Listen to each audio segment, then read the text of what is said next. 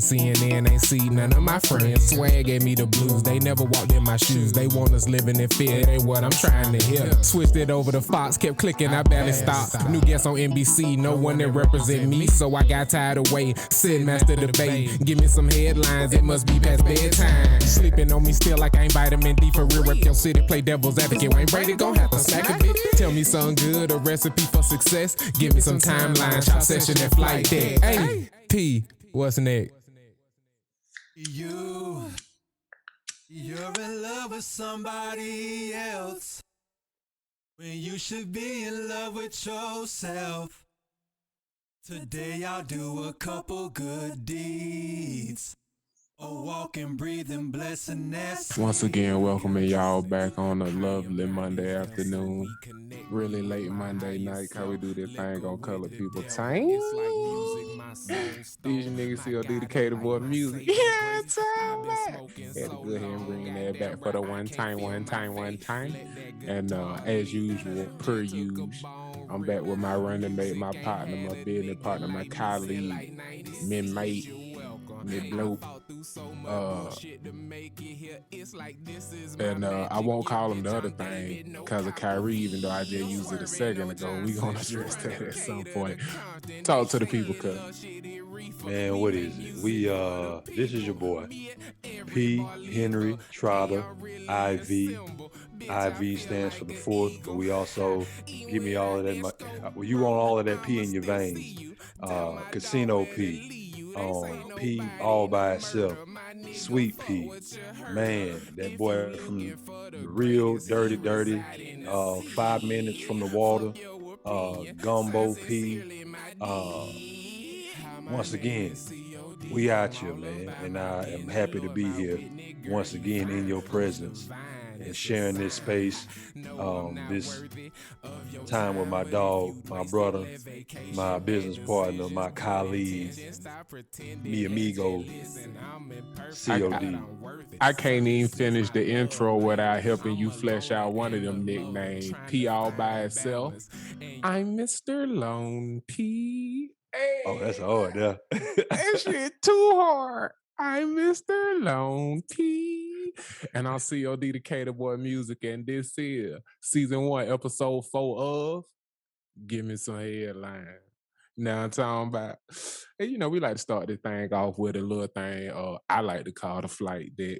You know what I'm saying? And that just means anywhere you take planes from. And this week I ain't even gonna tell y'all what the strand is. Just know I'm in the couch. It's the end of this week. P, what you got going over there? I seen you pop a beverage, man. What you guys do? You just hydrating, or you really got something going? Oh no, man. We got nice Texas brewed beer over here. Carbach, brewed in Texas. Love Street, little blonde ale. Yeah, Okay. 4.5% alcohol. Rep your by city volume. then. Rep your city. And we also do have water, but I'm gonna take the I'm not gonna shout them out like that. I don't know them like that. They ain't gave us no advertisement money. At 5.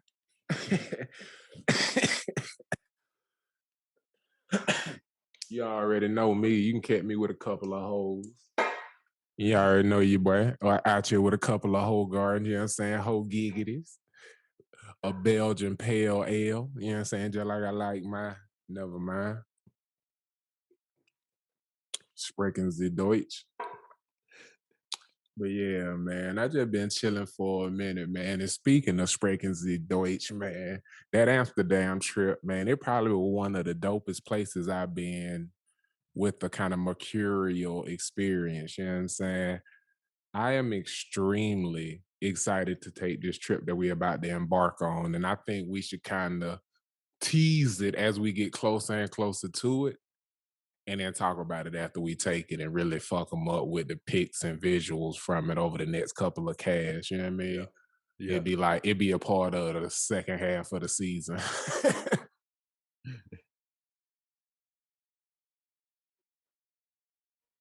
No, I think that'll be a good look, man.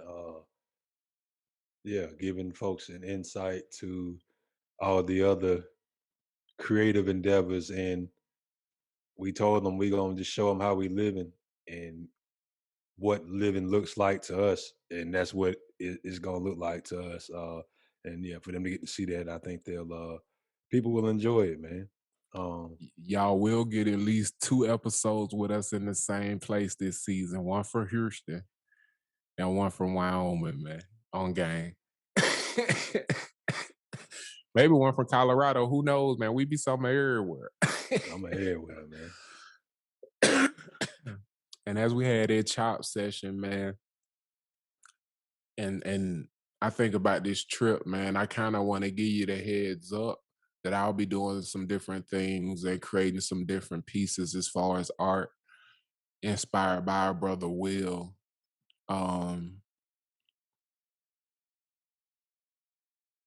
I miss dude, man. I really feel like how you go through an experience like that and you don't talk to everybody on a daily basis, even if you have an affection and an affinity and a love for him. Man, I feel like he was one of the cats I'd have visited a couple of times a year, man. Right. And like seeing him would have kept that kind of connection to the ranch and it'd have kept me connected with everybody a little bit more. And when I lost Will, man, that shit, I relate to death differently than most, especially when it's someone who even if I love them, if they're not a part of my everyday life, I experience losing them differently because of what the actual experience of loss is and what has changed in them not being available. You feel what I'm saying? Yeah. So if it's somebody I should have been going to see, a guilt arises. You know what I'm saying? I won't go too deep into talking about it from that angle because it's negative. But bruh, man, he was a linchpin of love and connection to the ranch, man. Right. And we had so many dope conversations. And I plan on doing some writing and potentially some different little painting and stuff while I'm up there. And I'll bring extra canvases for you if you interested in diving into that. But I think that'd be something cool to share with the people, Jay. And we ain't even got to talk on the front end about where you're going and what the direction is. But just like on some, you showed up to art class and I got an assignment for you. You think you be with the shits? Oh yeah, that was my favorite class, man. Yeah. So I'll be, yeah, like you said, he meant a whole lot. I think y'all spend a whole lot more time together. Um, yeah, we utilized our off time differently while we were up there. And I think you spent a whole lot more time with some folks than I did. But we did have some alone time, and then we had that commingling time that was dope. Like the first time we ever hit the cross, he was our guide up there. So um, to be Yeah. able to share that experience with him, and to be able to like to have the opportunity, yeah, to go back to that area and kind of pay homage in a sense, and reconnect with the place, the people, even though a lot of those same people won't be there. I think will be um, above all good for the soul. Just to kind of give you guys an inkling of the type of person Will was, when he speaks about that hike to the cross, if you don't stop and you have hella stamina, we're talking about a 15, 20-minute hike, maybe 1.2, 1.3 miles, but it's a 900-foot elevation change. Some of the most beautiful hikes you ever seen in your life. But to speak to the type of person Will is, he was our guide and he led from the back of the pack so that we could experience it without seeing his ass the entire trip. But like to be the type of person who takes joy from watching people you're close to experience something that means something to you, to lead from the back of the pack speaks to the type of person we lost when we lost Will. You know what I'm saying? And I won't stay in loss too much for this episode, but in the chop session, thinking about returning to the Midwest and thinking about all the love that was on that mountain, man. Him not not being able to hit him up like, but we headed back up there because I'm gonna hit Phil. I am Phil Barzo, nigga. I am Phil Barzo. I am Phil Barzo. You know what I mean? I'm finna hit Selden. I'm finna hit up my boy, the sommelier. You already know the smooth and slick, you know what I mean?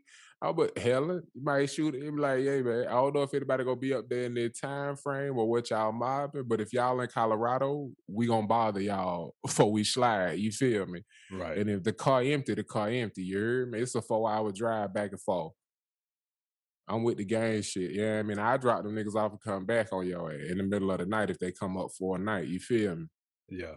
I'm gonna make sure the budget allow for us to do whatever the fuck we want to when we go. Like when I drop down in Texas, we gonna make sure we got plenty of what they call it, range ammunition. We finna have a good time, my nigga. Square business, man. I done ordered 400 dissolvable golf balls, nigga. We finna just been smacking them holes off a medicine ball. And they gonna dissolve in the snow, you feel me? Bro, we finna have some time. They hear you talking about. And I need me a set of clubs in Houston anyway. So that I ain't gotta worry about flying back and forth with it. So when I come out there, I say we head out on like Cinco de Mayo. So that Tuesday, Wednesday, we got time to, you know what I'm saying, stick and move and shit. I'm gonna get me a set of clubs so we can bring it with us, you know what I mean? Now leave it in Houston. I mean, can I have that storage space, one set of clubs? Yeah. Yeah, we got the space. I just done said that shit like in my garage. Yeah. Yeah, we got the space. That's what's up though, man. What's on your mind though, man? You know, it's a big week, man. 5th anniversary coming up. Got that thing kicked off last night. So we'll talk about that a little bit later on in the show. 5th anniversary. Oh, okay, never mind. Yeah. And we was Yeah, you said shut up. both of us was we woke up this morning sick as damn dogs. But yeah, so she just called off work. We just been mobbing out, man. Today it's been a nice solid little day, man. That's Nice what's solid up. little day. Yeah, man.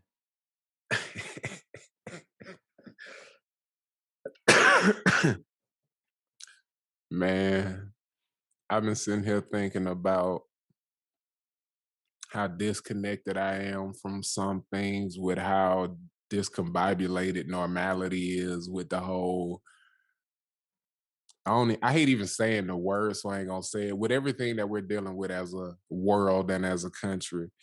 But I was so disconnected from the college basketball season this year, man. And, you know, I be on that Rep Your City shit, man. I follow them dogs in the war every year. It's the only team where I'm from actually has an impact on who I'm a fan of. Everything else, I follow players and people I'm inspired by, and usually if they got people from UGA on their team. You know what I'm saying? When Ty Gurley was on the Rams, I wanted them to win that Super Bowl. Shit like that. So now that Matthew Stafford out there, I hope they smack some nigga. But yeah, man, college basketball this year, I was very disconnected. Did you catch it at all? Because your team had a legendary coach step down. And I Right. feel like I'd have missed that if I was a UNC fan. I wouldn't have caught none of this final season. Right. The regular season, I caught none of it. But you know, like whenever the tournament whenever it come around, you always at least catch a couple of the games, even if it's by complete accident.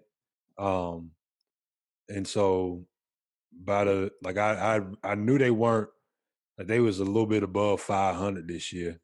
My Tar Heels was, and I really didn't. Oof, you said under 500? They was a little bit over 500. I think it was like 17, Okay. 17 and 14 or some shit like that. Like they got in. I think they got in as like an 8 or 9 seed, something like that. And I just knew that they were struggling. I knew Duke was struggling real bad this year. Lowest seed of 16, right? Huh?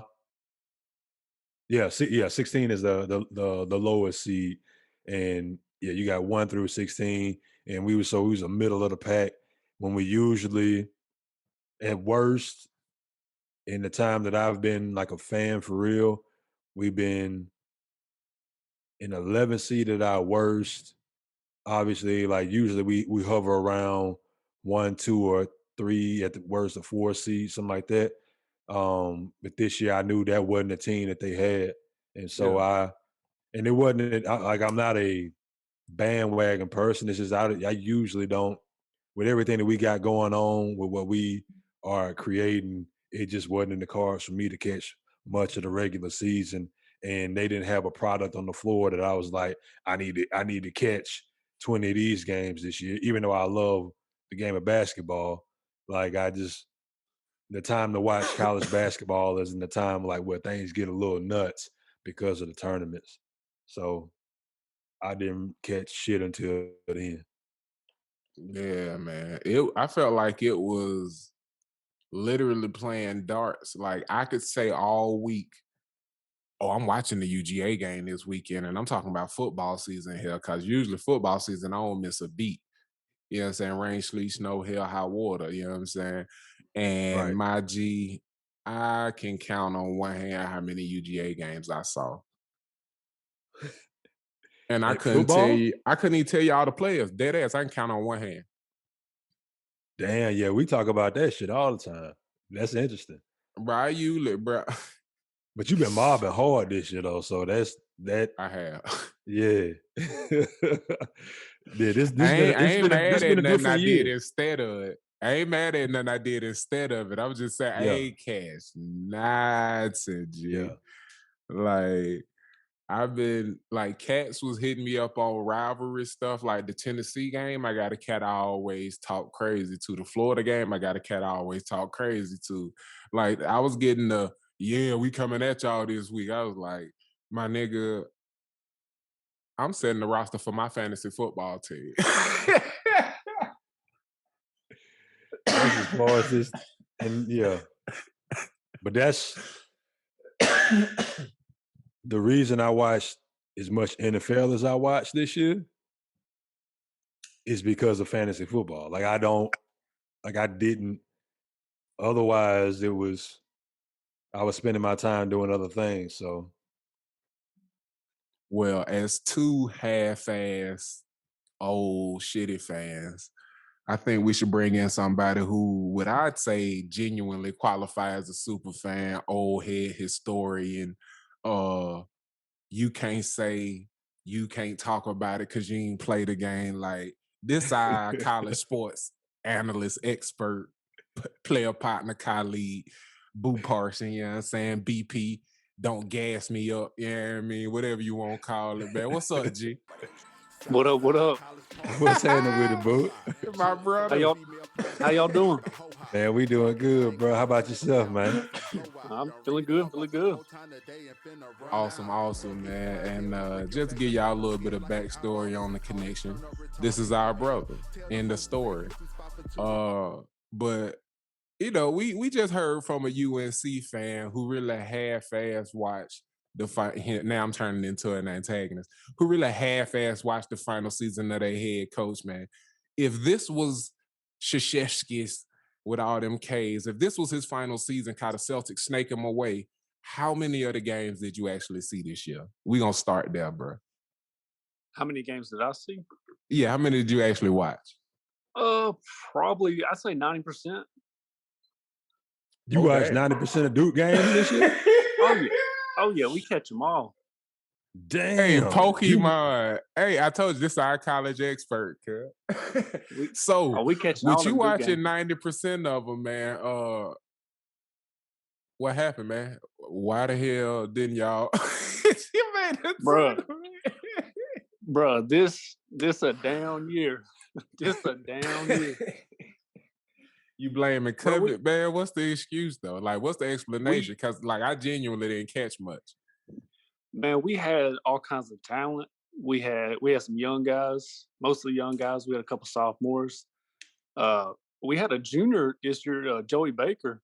He come in, you know, we expecting big things, and we just get I feel like nothing as a Duke fan. You know, you expect big things from these guys. Yeah, those early on in the year, you know, we played Michigan State and then Illinois, and we just get smacked by both. And you know, those games where you realize whether you got it or not. And after those 2 games, I'm like, we in for it this year. We in for it.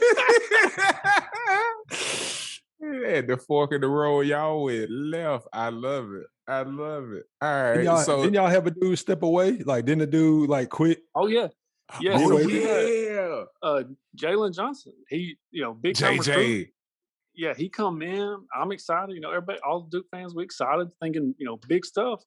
I mean, he showed flashes on the court, but you know, after those first couple, you know, those big games that we lost, it's kind of like you can see he's kind of, you know, dejected. You know, he's like, I don't know, man. You know, this ain't what I expected.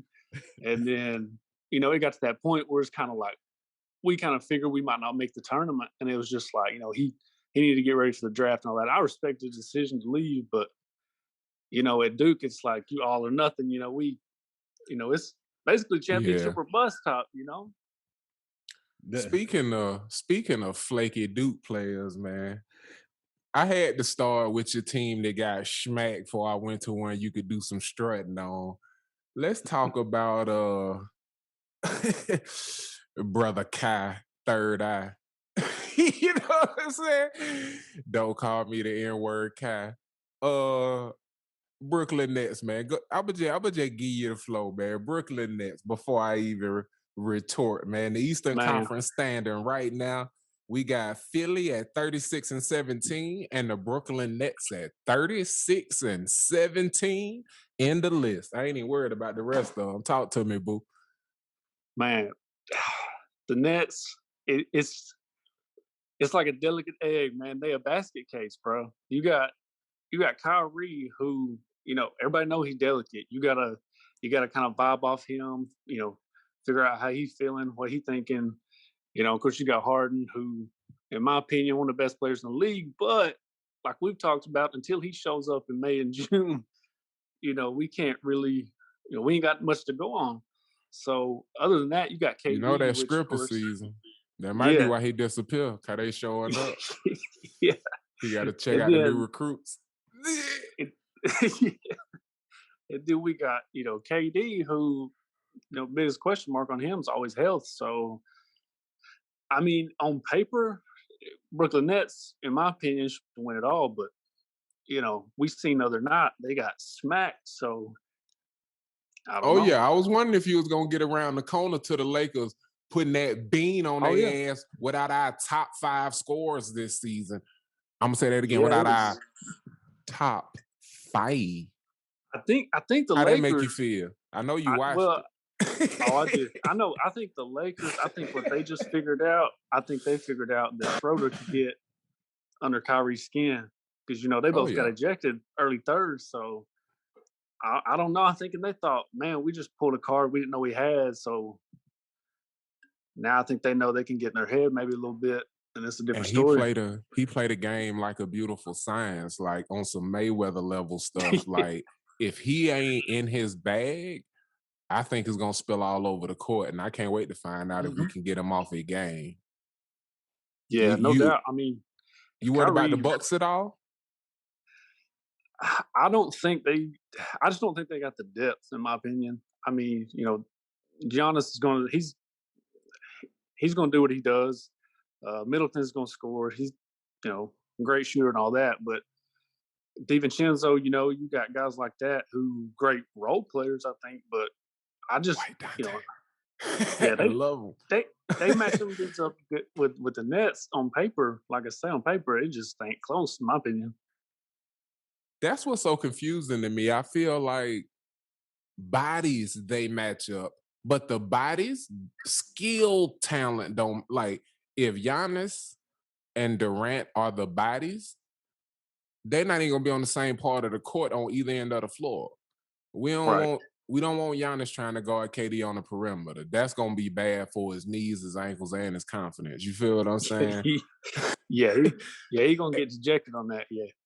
And I think KD getting in foul trouble if he try that stuff he tried in Golden State doing the roam and weak side help on. Like he not getting 3 blocks a game in the playoffs for the Brooklyn Nets because people gonna be trying LaMarcus Aldridge. People gonna be trying DeAndre Jordan. So he gonna be swinging around their bodies, and that's how you catch stupid fouls. Yep. I mean, I think we got y'all number, man. Like, are you? I'm gonna just ask it directly. Are you less confident than you was a couple of weeks ago that you could smack the Lakers? Because you was talking big talk. Nah, not really. Not really. I don't. I think once you get the big three, once you get Kyrie, Harden, and KD rolling, and they on there together, or if you're interchanging guys and you rolling different role players in there, Can I hit you with two counter arguments? Harden's the big question mark. I mean, if he shows up in May and June, and they get rolling, I think it's game over. But you said it earlier. You said it earlier in this discussion, boo. And it's like we've never, over the course of his career, we've never seen him show up at this time.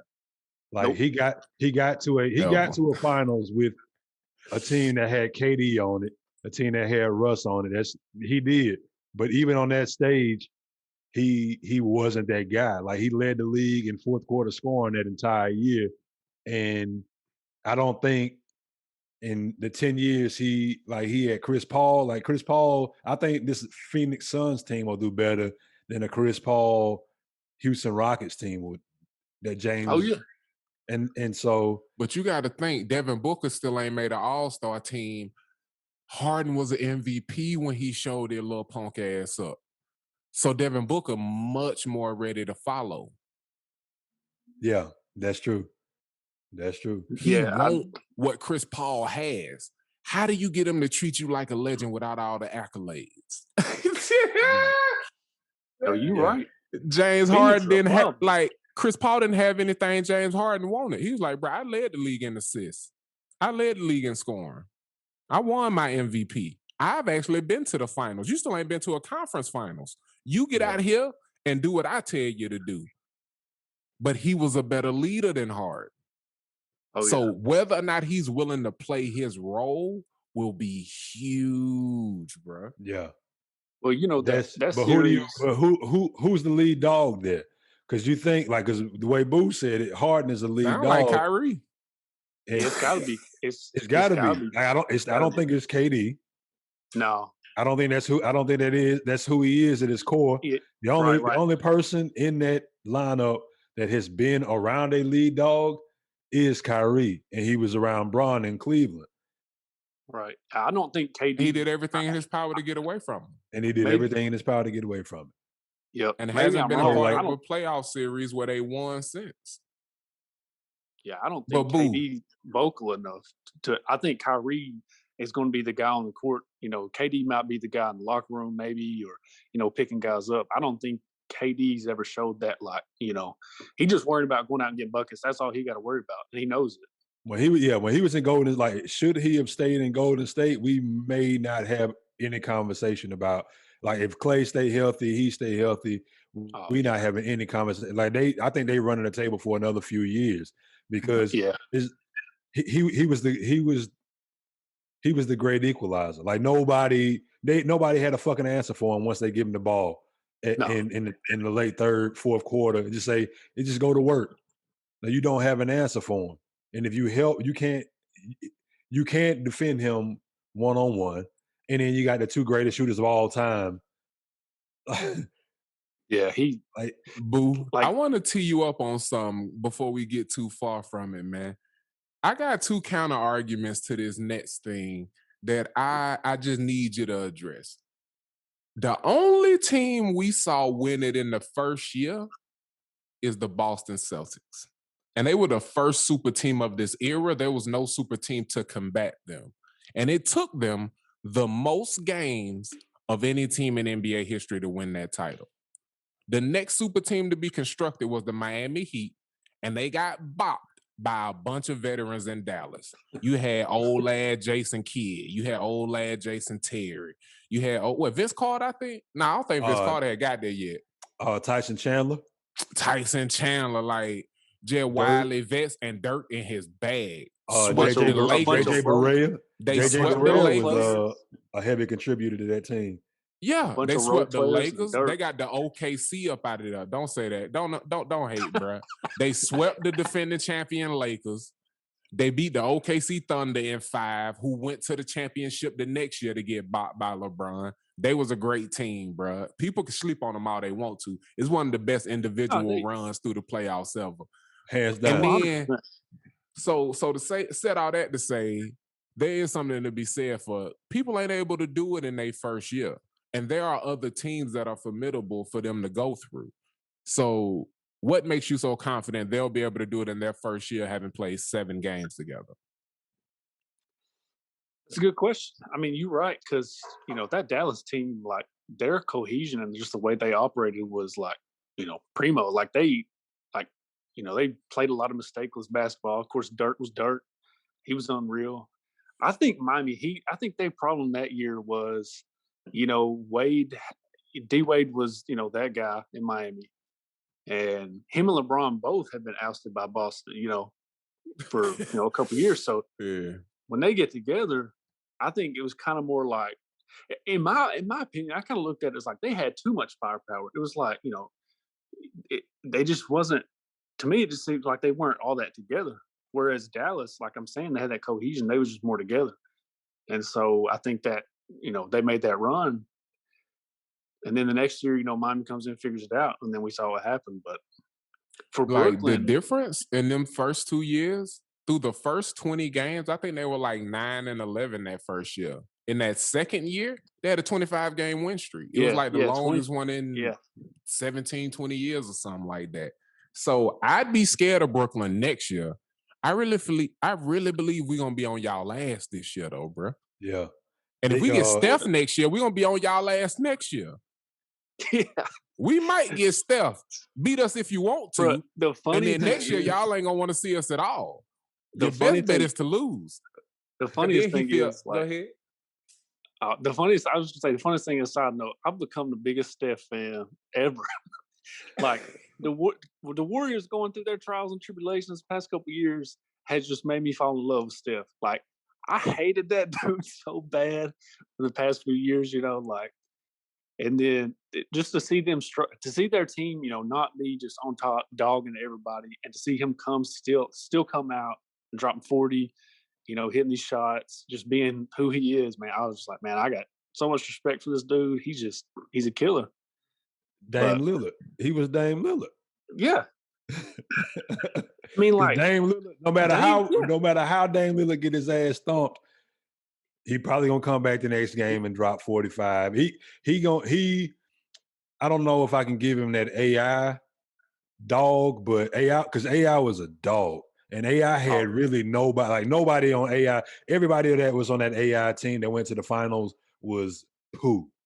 They was straight up poo. They was trash. AI was a 6'1", a 6'1" 2 guard. Yeah, those dudes like Theo Ratliff, Keith Van Horn, Kerry Kittles. Like, them cats wasn't good. Them cats, like they was none of them would have been any other team's number 2. Eric Snow, like, they were all serviceable backups. Right. Yeah. Like, none of them cats was good, bad. Like, none of them cats was great. AI was that great.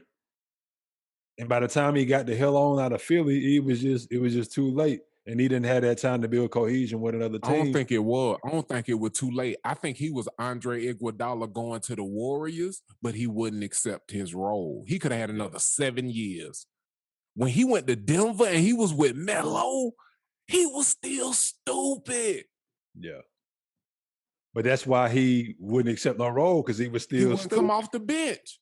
I ain't trying to do that shit. He could have played 30 minutes. He could have still played. Yeah, I blame him, because he was old and he wasn't going to play more than 30 minutes even if he started. He had about 6 minutes a quarter in him, bro. He did take a lot of wear and tear. He didn't shy away from contact. I mean, he going there relentless. Hey, I'm gonna hit you with some C.O.W bars on that Steph Curry though. Most people who catch fire start giving the cold shoulder. Women who catch fire become the target of our affection. We build them up to break them down. Circle of life inside that lesson. Y'all don't know nothing about this shit, man. Okay. We ready to love them again because they stink. If he was still good, we wouldn't be ready to love Steph Curry again, man. This all a part of his diabolical plan, man. This dude, Steph Curry know what he doing. He got Clay hurt in that goddamn gym. He took last year off. He said, Clay, take the year off, man. We gonna get another high draft pick. We gonna pull a rabbit out of hat. He said, I got half the fans loving me. He said, I'm gonna make the other half love me now. I'm gonna get everybody. Like he finna go on a diabolical. Like the league gonna be so much fun for like the foreseeable future. Like, cause I don't see Bron like GM. Steph is LeBron with a happy childhood. He was phenomenal, stupid, won 2 MVPs back to back, and then they was like, nigga, win the championship. And then he won his first couple of championships with a team. Well, he won his first championship and then won with a team that was so overwhelming they didn't want to give him the credit for it. He LeBron with a happy childhood. Yeah, you're right. I ain't gonna call him the GOAT. What made me despise Steph the most was he being the first unanimous MVP. That year I was like, unanimous? Really? Like, I mean, he's great, but think of all the guys winning MVPs before him. You tell me none of them was unanimous. How we get here? I mean, facts. Jordan already had his statue when he won his 4th. So you know that man at the time is being heralded as the GOAT. He wasn't unanimous when he won his last one. So Steph unanimous winning his 2nd one? It's people with 3 and 4, and they didn't win any of theirs unanimous. You feel what I'm saying? You don't give a dude his 2nd one unanimous. Like, you getting up toward 4 and 5, you like, all right, can we all agree? We all can agree. Kareem Abdul-Jabbar, he the best man to ever touch a basketball at this point, right? Unanimous? No. You? Bill Russell, by a landslide. Nigga averaged 50 and 27, and Bill Russell win by a landslide. But Steph Curry won unanimous. I don't get it, bro. Yeah. It wasn't the case for nobody else. Nobody else. Nigga, please. That nonsense, man. But yeah, man. So the Lakers, who you hate on constantly, they went 5-5-5-6. What's your prediction for Brooklyn, man? You got a prediction right now? You gonna say that for later in the season? You ready to talk big shit? That's a good question. Them 21 games, man. It didn't even take an MJ to get that chip. I don't know if they can beat what the Lakers did last year. I mean, especially so they're gonna lose. That's tough. They might be able to lose it in 21. They might sweep the East, and then we get y'all ass out of there in 5. We'll be kind. We'll gentlemen sweep you. For sure, I don't see no problem in the East. I mean, with Philly and Milwaukee, they might become serious, but like I said, the firepower and everything. You got to think about the wild cards. Like Joe Harris, if he's on, like, come on, man. I don't think anybody can compete, and especially in the East. Can I tell you the truth? If Joe Harris, yeah. I've heard his name 1 billion times. If he walked into my apartment right now, I wouldn't know who he was. Wouldn't know him. I'm like, who this nigga is? You need some water, bro? What's going on? I know his wife, so I know. I know who Joe is. Who his wife? His wife, her sister's one of my. I know his wife. Yeah, his sister's. His wife's sister is one of my good friends out here in Houston. So I've had lunch with her a couple times. But still, Joe Harris looked like every other motherfucker I've ever seen. Just a regular guy. Walking the Sigma Nu at Swanee. Yeah. Except he's tall. He stroll on the court and give you 30. He will stroll in and get 30 on you right quick. I know he played at UVA. He got a chopper. Like the boy got a chopper. He was that ACC conference dude that back in the day, I just cringed. I couldn't stand him.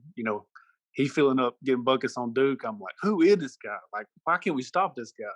Right. And then, he go to Brooklyn, and I'm just like, now he lights out. I'd be remiss if I failed to actually hit our tagline in your first segment before we let you go. And we are called Gimme Some Headlines. So I'm going to give you a headline and ask your thoughts on it. You feel me? All right. NBA Power Rankings. The Phoenix Suns rise. Kevin Durant return ahead of massive East battle. So right now, number one team in the NBA by Power Rankings, the Utah Jazz with a 40-13 record.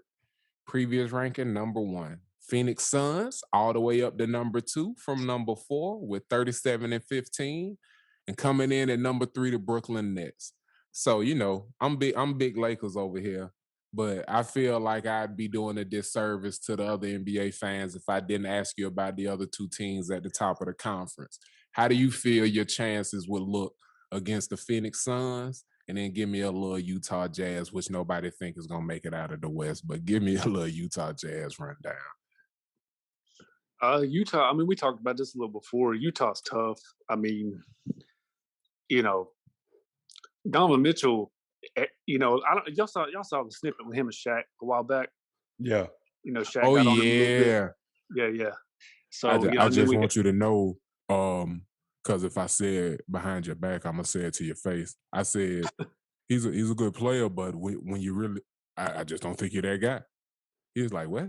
Because then he didn't finish his sentence. He said, I just don't think you're that guy. And I just wanted to say it to your face. And he was like, okay. Yeah. Then we got all that backlash about, the old dudes, old heads need to shut up and let the young dudes play. And I'm like, you just take it with a grain of salt. If you're Mitchell, you just got to look at it as like, those guys in that era, is Shaq trying to take credit for his stats after he started going off. Yeah. You see, I motivated him. No, you didn't. Oh yeah. I think that was last week, wasn't it? Hit us with that comment.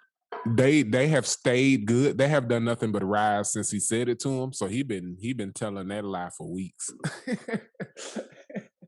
Yeah, I know. I heard him last week after a game. He was giving him props, talking about, "Oh man, you killing it now." As if it was his comment that sparked the run. But yeah, Utah, man, they like we talked about. I think if the Lakers got to worry about it, like Utah the past couple of years, they've went through the growing pains a little bit. I don't know if they got. You got to worry about Schroeder, the ultimate agitator. Chris Paul made Rondo swing on him. He made Rondo give him a knuckle sandwich last year. That was my favorite part of the season. We won the championship in 6 games. Whole run 21. My favorite part of the year was Rondo serving that nigga Chris Paul a 2-piece, bruh. So what you gonna do with Chris Paul, Devin Booker, James Harden, fat ass chasing Devin Booker around? Cause he actually move on the other end. He ain't gonna be jumping in passing lanes with that nigga, not just standing on the wing waiting on the ball. What you doing with Phoenix, bruh? Cause if DeAndre Drummond put it on you, what you got for Aiden? They're not getting out the West because y'all playing the Lakers. But let's say in Bizarro world, what the hell you doing with the Suns, man? I don't think Aiden will be that big of a problem, to be honest. It's one of those things like what the Lakers had last year, when they had JaVale and you had Dwight Howard, you had bodies to keep continuously throwing in there. I think that's the same thing as Brooklyn, what Brooklyn's done now. I think they've loaded up, Blake Griffin and LaMarcus Aldridge and them, DeAndre Jordan. They got enough bodies to just rotate out. But like you said, D-Book going to score. He going to light them up. But is him and Chris Paul going to match the big three? Or I don't think they can outscore them.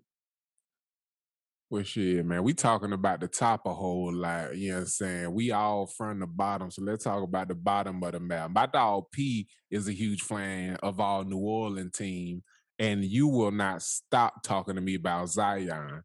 Do y'all think they're making the play-in? Because I don't see them making the playoffs straight up. Y'all think they're making the play-in? What y'all got? What you think, P? Nah, man. Not yet. We not there yet. I love my squad, man. We not there yet. We haven't won a significant basketball game in like AD won his first playoff series. I think that's second to last year before he got up out of there. And like that was yeah. In New Orleans, we gonna be what we are until You one game out of the play-in spot behind Golden State with 29 losses. They got 28. You one right. game out. Yeah, it's gonna be some distance in that shit by the time they gonna put some. There's gonna be a little more distance in that shit. 72 game season with 25 plus 28. That's 33. They playing 72 played. games this year. 72. Y'all got 20 games left, and y'all one game out to play in, dog. Y'all still hot, man. Boo, talk to this fool, man. If Zion's still dropping 38 a game like he's been the past couple, it's a good chance. Is Zion still gonna be? Hype him up, boo.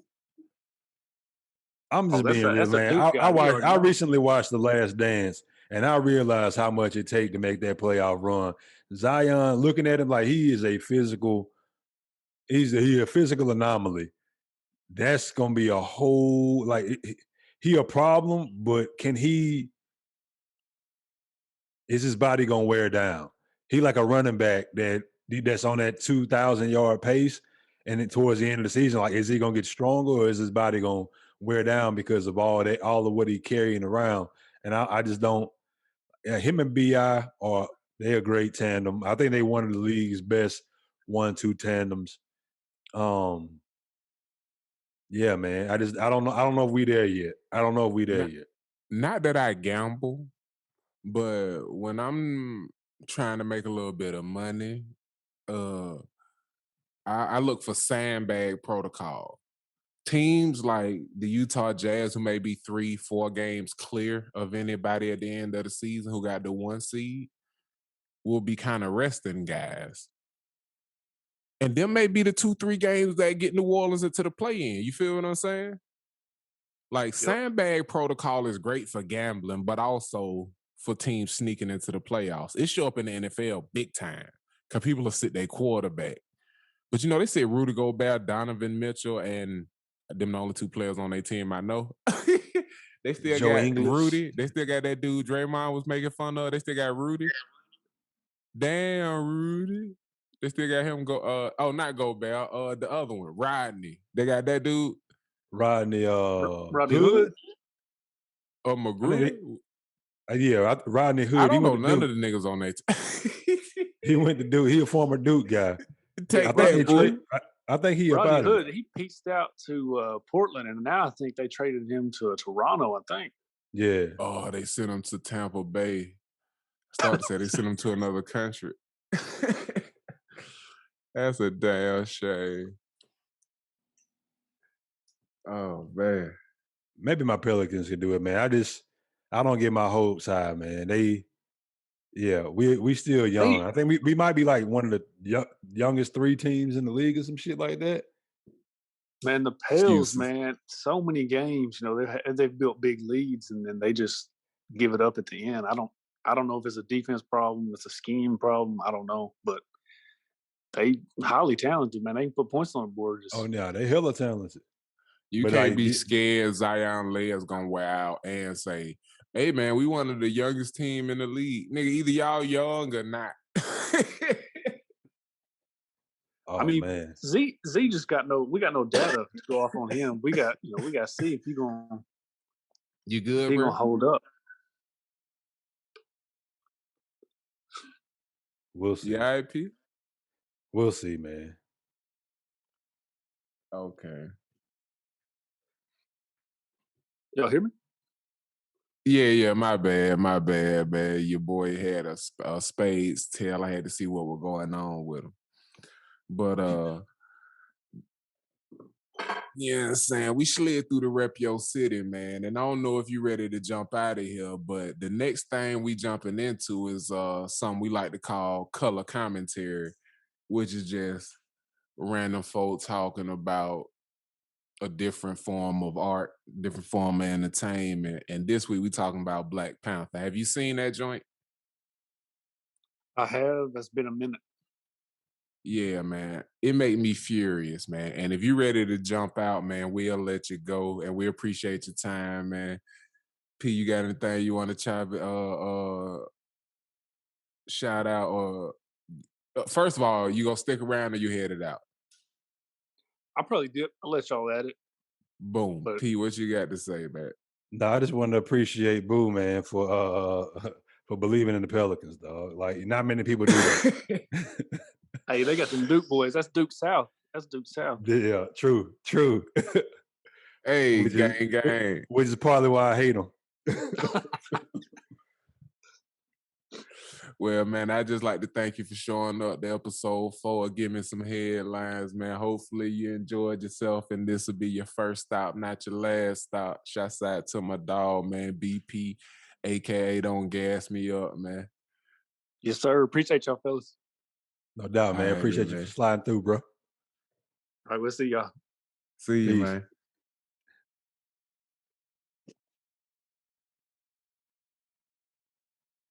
Bro, when I say his pledge process was one of the funnest ones to do because I was pledge master for they shit. He's a great little brother. I'm gonna just say that, bro. They was with the shits. You hear me? They didn't care about nothing. But yeah, man. We jumping straight into this week's color commentary, man. Two brothers talking about a little bit of art. You feel what I'm saying? And when we talk about Black Panther, first and foremost, I'm gonna jump into a quote, an excerpt from a book that I spent a great deal of time with. I was first introduced to it in my time at S01E, the University of the South. Shouts out to the gang, YSR. Yeah. The name of the book is called Honor, A History by James Bowman. And I wrote the passage down so I wouldn't have to flip through and find the page. But it says, a great many have grown up, and intelligent people believe, or pretend to believe, that by behaving in a friendly and accommodating way to our attackers, we will show them that they have nothing to fear from us, and so diffuse their wrath.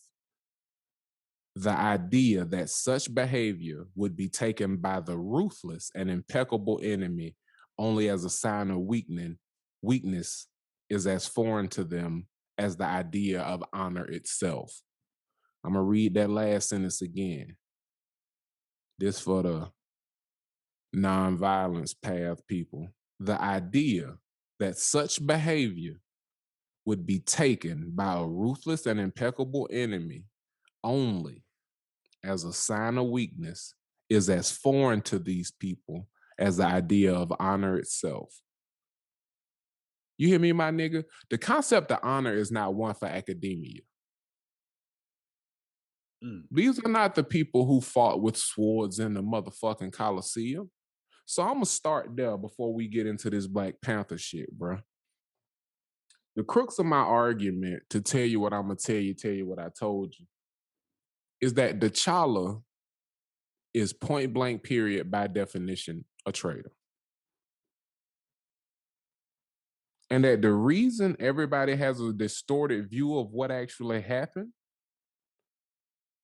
is something that I affectionately refer to as protagonist theory.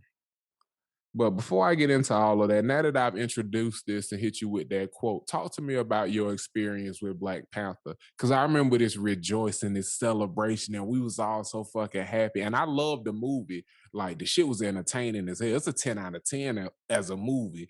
But I'd like to argue some of the conceptual acceptance of who the hero is in that story that bothered me. You feel what I'm saying? But speak to me about how you received it, bro. As an artistic work, I really like the movie. I love the costumes. I love like the characters and like the character development. I love like the idea of Wakanda and kind of how they brought the vision of what it looked like and what it represented. Um, I loved like the army of I forget the name of the army of the women of Wakanda, but I love that ideology and like the symbolism. Um, I really enjoy like looking at all the different technological advancements that they um like brought, and like, obviously it's fictional, but being that representation of what Africa represents, what vibranium represented, um, and for it to be the most technologically advanced and the most evolved culture in the world, and it was kind of hidden in plain sight. Um, it was a very, very dope artistic concept that they brought to life in a really, really interesting way that I enjoyed the story, but like from the conceptual point of who they painted, and it's and you have, I believe you're gonna talk more about um how they how they paint characters with storylines. So I'll let you do that. But when it was over and I got to see some of the commentary online about who the protagonist was, I liked it versus what the masses and who the masses saw as the protagonist and the good guy in that movie. So it's but you get those minds that are analytical that look at the actual series of events, the decisions that were made, how they played out, the effects they had on the story. Um, and so that I when I looked at that, I definitely looked at the main character and the person they painted as the hero. He was he wasn't the biggest hero to me. I won't say he wasn't a hero in the movie. I would say I wish there were things I would have done differently with the ending of that movie. I'll say that. You feel me? Now, the first thing I want to read to you is something that is kind of a brief synopsis of protagonist theory and about people that we view ourselves as the protagonist in our own story. Perhaps it is worth noting that the most successful and well regarded individuals are those who manage to contribute to the stories of others. They step outside of their own plot line to recognize the role they play in the lives of others. And the reason protagonist theory is important in watching film is because at the height of enjoyment, you're really able to lose yourself in the story. And I find that that's maximized when I place myself in the movie and play out the emotional path of the film through through the eyes of one of the characters. You know what I'm saying? If I'm okay, all right, I'm the husband in this, I enjoy this. When I watch Gone Girl, I am genuinely terrified the whole movie. You feel what I'm saying? Because I see stuff that he don't even see, and I'm like, oh my God, how is this going to impact me? You feel what I'm saying? So protagonist theory will drive you to experience a movie in a different way depending on who you identify with in the story. And with everybody wanting to be king because T'Challa was king, everybody goes T'Challa. But as someone who is a Libra and looks at things from a level of things being in balance, the actual story that took place makes me extremely uncomfortable, up there with the level of Avatar, and we'll do Avatar another day. We done watched that together a few times. Yeah. But I'm gonna read to you the little excerpts from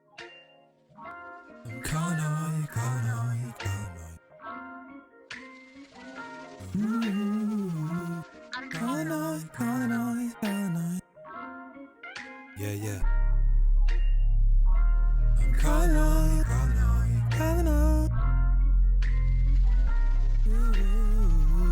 I'm calling on you. Strolled off in the building, one thing on my mind. My one night stand contract, it need to be signed. All my bills is paid, fresh fade, all good. Drinks made, it all goes on my tab. Keep the number to that cab. We'll see, we'll see. Girl, I'm blessed, I'm not lucky. Ay. Reading you quick synopsis written by the editor. After the events of Captain America Civil War, Prince T'Challa returns home to the reclusive, technologically advanced African nation of Wakanda. I'm tripping. I'm gonna start over. I fucked that all the way off. After the events of Captain America Civil War, Prince T'Challa returns home to the reclusive, technologically advanced African nation of Wakanda to serve as his country's new king. However, T'Challa soon finds he is challenged for the throne from factions within his own country. When two foes conspire to destroy Wakanda, the hero known as Black Panther must team up with the CIA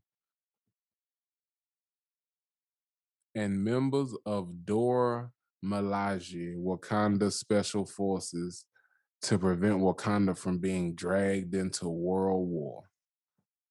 Nigga, if you watched any of the motherfucking series, you know that the very next thing was that instead of being dragged into World War, the war was brought to Wakanda and they destroyed the shit. Good thing they didn't take the war to the rest of the world. The fuck ever. Here go another synopsis. Black Panther follows T'Challa, who, after the death of his father, the king, who of Wakanda, returns home to be isolated, technologically advanced African nation to succeed to the throne to take his rightful place as king. This shit written crazy. This ain't me, y'all. But when a powerful old enemy reappears, T'Challa's metal, like this shit written wild. Long story short, look at how they wrote this shit. The nigga that killed his daddy, when he came to Wakanda to steal vibranium, they nursed him back to health. They took his arm off and nursed him back to health. When Killmonger's father told a white dude how to steal vibranium or whatever the shit is, not vibranium, what's the shit, bro? It's vibranium.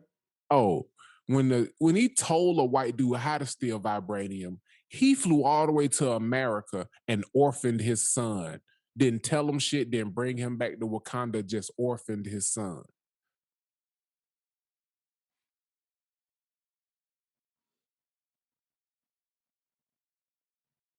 The nigga that killed your father came to Wakanda to steal vibranium. You spared his life, took off his arm, nursed him back to health, and then gave him his arm to help fight that war that you didn't want to take to the rest of the world. You was cool with Thanos bringing the shit to Wakanda. The fuck out of here. Good thing you and that CIA agent made sure Killmonger didn't take the war to America.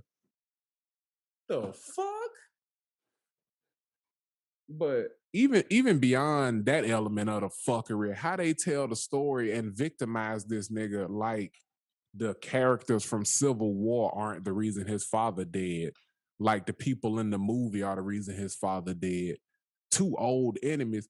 Killmonger not an old enemy. He a new enemy created by your father killing his father. Killmonger got real beef.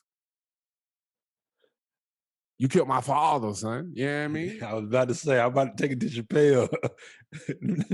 Nigga try to get my father. No, he succeeded at killing my father. I'm here to avenge my father's death. Bro, I'm going to go through a few. That's what I'm saying, bro. I'm going to go through a few quick points in the plot, bro. That point to T'Challa being the villain. The most important part of Black Panther is who is Black Panther to me. When T'Challa comes home after his father's death to assume the throne for king, during the ceremony, they ask all of the different tribes if they have anyone who wants to challenge him for the throne of king and battle in ceremonial combat. And M'Baku steps up. He's from the secluded tribe that went up to the mountains when all of the technologically advanced stuff started to happen.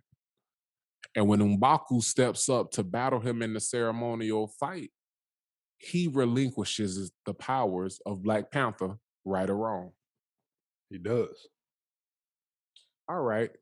The second time, because everything works in threes, there are 3 acts and anyway, everything works in threes. The second time there is a battle for the throne of Wakanda, Killmonger comes, shows his royal bloodline, proves his right to challenge for the throne. And one thing I didn't mention about the first thing, when a challenge is levied, it has to be accepted, right or wrong. Correct. T'Challa silences his family and says, I accept your challenge. And ends up getting his ass thrown off a waterfall. Straight up fight. Even after his uncle intervened in the battle, but sat and stood his fuck ass by while that nigga daddy killed his father. You stood by and watched my father get killed in America, but you gonna jump into a fight for the throne of Wakanda in Wakanda? You a coward. T'Challa at every point in this process had coward shit happen. Did anybody in the mountain tribe jump in when T'Challa was beating the hell out of M'Baku? Not that I recall. I remember T'Challa, and a big point in his character and him being worthy of being king is that instead of killing M'Baku, he reasoned with him and said to him, brother, your people need you. Surrender. And that was a huge moment in the movie. I remember thinking, hell yeah, man, that's some gangster shit. But this is me just being emotional and watching the movie and taking the journey. This is before we see that nigga in that motherfucking goose down coat staring at that motherfucking axe. This before we see, bro. You feel me? Then before Killy get in this bitch. But the third time there is a fight for the throne of Wakanda. Oh, my bad. Here's a huge point in the story.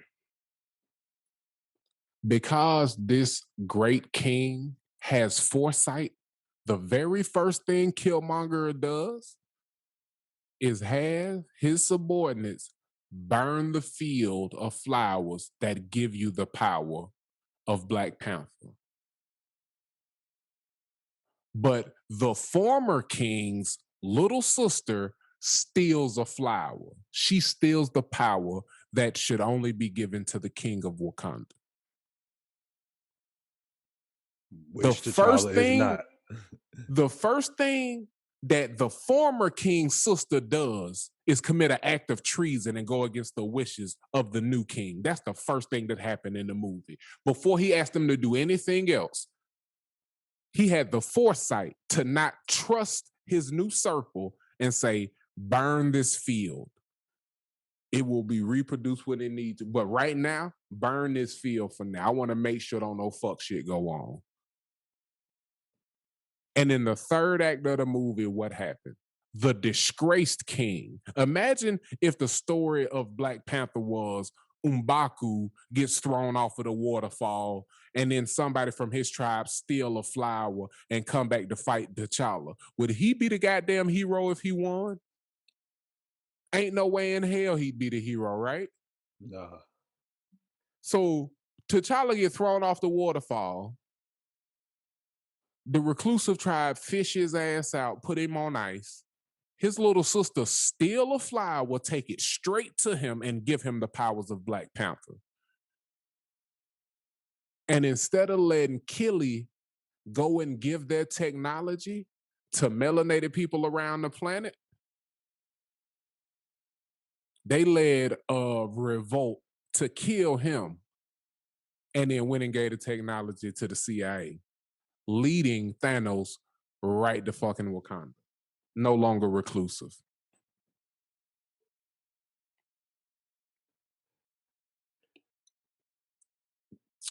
Yeah, T'Challa. Why the fuck is he the hero, bro? That's just my color commentary. And I appreciate y'all for listening to that bullshit if y'all did, but that's how I feel about it. And you may feel differently, but explain to me how he not a traitor. Explain to me how Killmonger did something wrong by burning the field that the disgraced king little sister stole something from and took to the disgraced king immediately after he lost a fair fight that his uncle interfered in. He was a snitch, an informant. That nigga was a CI in America and stood by and watched Killmonger father be murdered.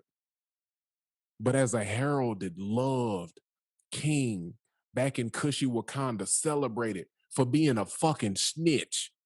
You gonna jump into a fight for king? You gonna jump into a fair fight because you done built up an affection for T'Challa? That's some whole shit, bro. Period. And I shut up on that, man. I'll let you respond and then we can move forward. But I'm hot. I'm still hot. Every time I watch that movie, it drives me crazy that they celebrate this nigga T'Challa. How he not the traitor? Because that's not the way it's supposed to go in your mind. Like, I mean, and this is a deeper conversation because we know what Hollywood is.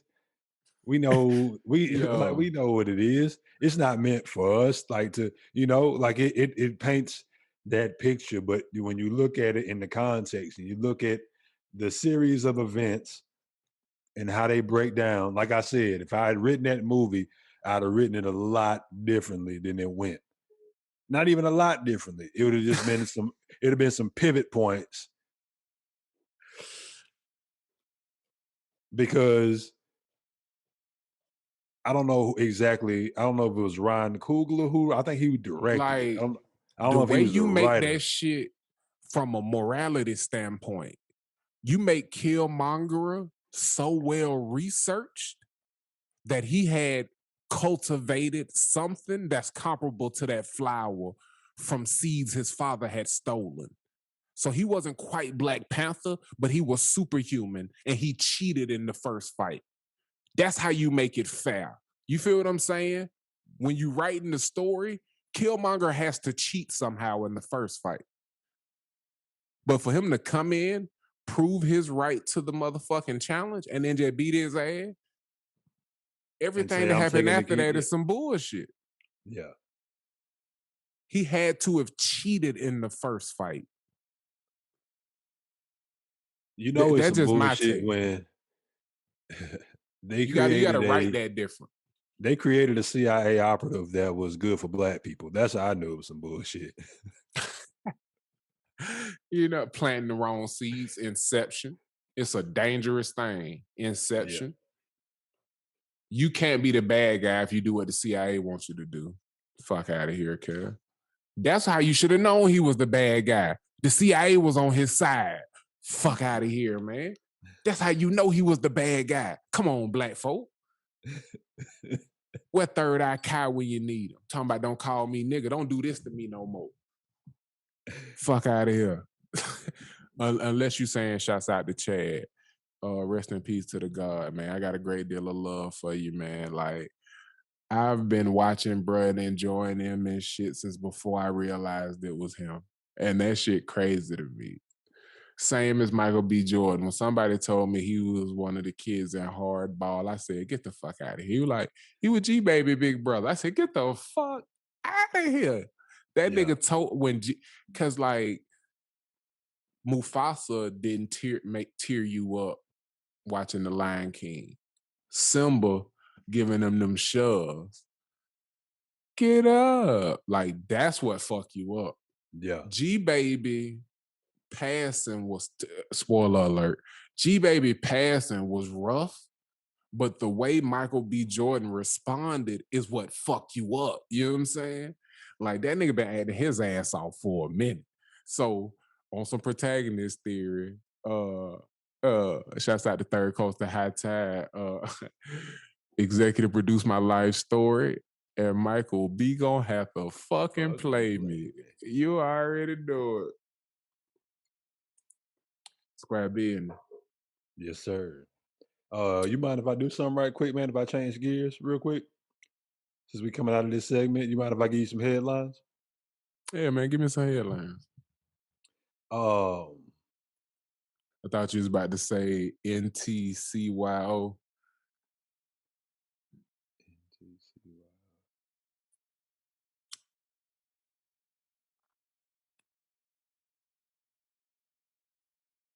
NTCYO. I'm trying Not to figure cut you off, but acronyms ain't your thing. Go ahead and give me some headlines. They are not to cut you off, but man, the WNBA. Oh, I meant to ask you this the other day. What Yeah. are you listening to me out of? What do I hear you out of? Yeah. You coming out of my speakers on my computer. Okay, yeah. You hear that in the mic on the mix down. Go ahead. We gotta get you some Bluetooth that you could plug. You good. It's good for now. Go ahead.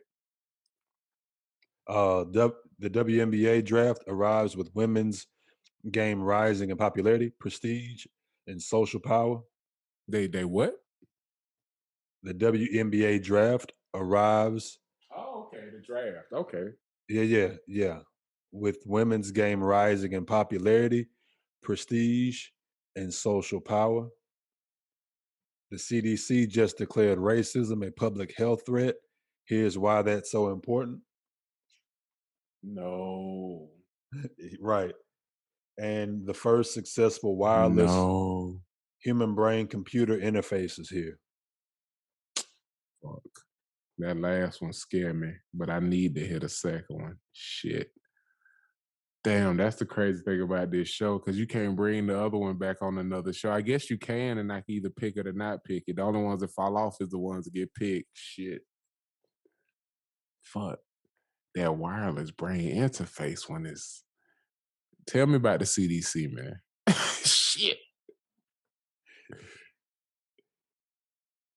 All right, man. So racism. Who is the CDC article hosted by? This CDC article is hosted by Health Magazine. Okay. Maybe having some interesting stuff.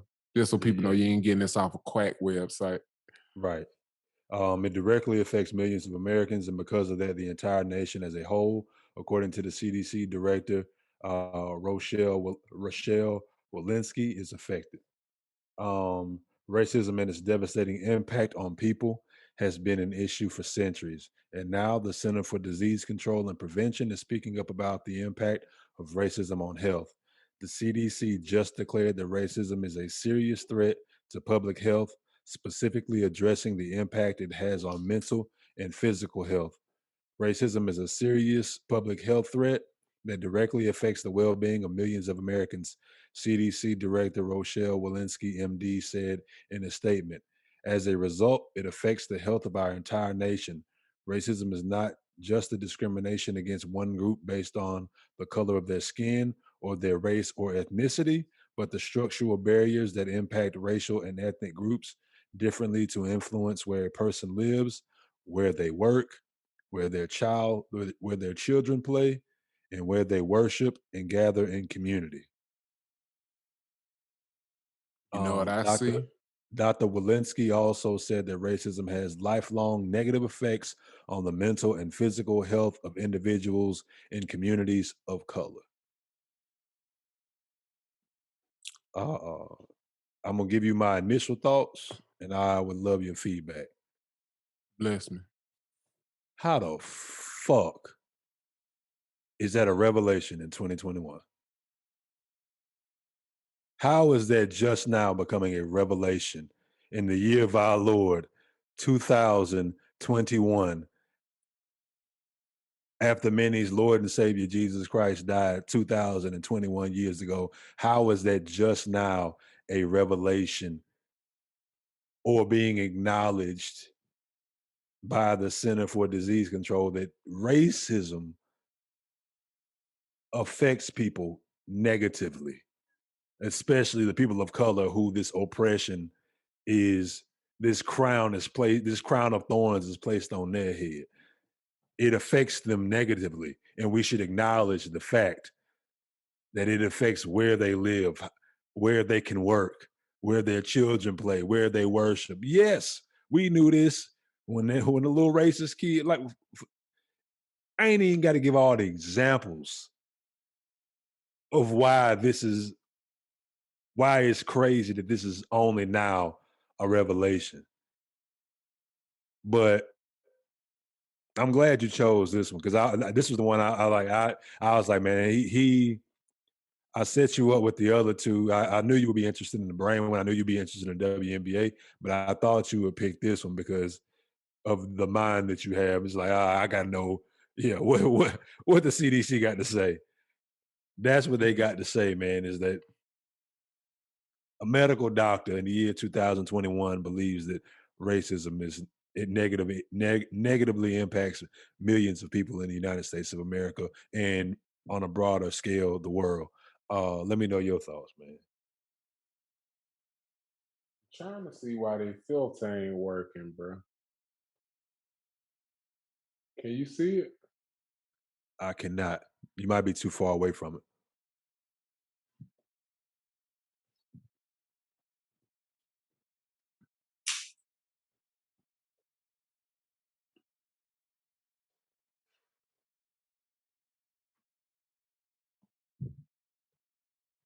Had to put on my conspiracy brother hat. You got to ask yourself, why, my brother? You got to ask yourself, why? Why in the year of our Lord 2021 would the CDC, the Center for Disease Control, the agency contracted to fund with unlimited resources all COVID-19 assistance for any parties who do not have the ability to address it on their own? Why would the Center for Disease Control make racism a priority? My brother, I tell you why. Because they plan on using resources to make sure underfunded, rural, resource-deprived communities get that motherfucking vaccine. Put my hat back on.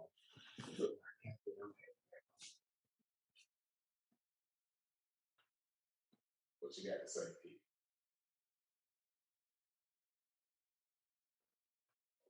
What's your logic behind that? You haven't looked at the task force that they approved? It's been countless, bruh. I save it for another episode so I can have all of the ducks in a row, and I can have the websites and the actual .orgs that you need to go to and the .gov so people know it's not just coming out of my ass. I done lost my mouse, so I ain't gonna be able to take off my conspiracy brother set. I'm probably sitting on that, huh? Correct the mundo.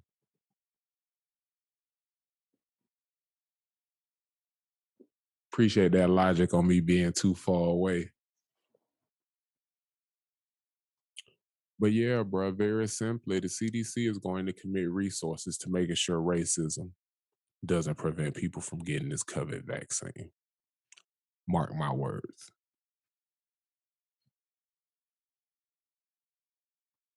I give you the shit to support it. Season 1, episode 5. Square business. Nah, what's your thoughts though? Because that's my hypothesis. That's the why. Why in 2021? Because you asked that question. Why now? Yeah, Why now, Pete?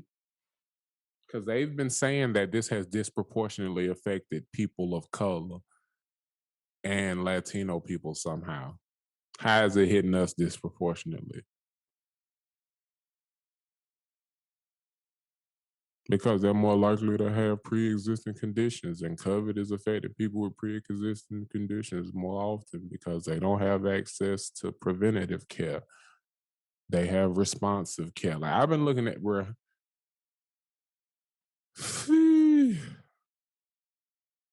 I don't even know what to tell you, bro. I don't even know what to tell you.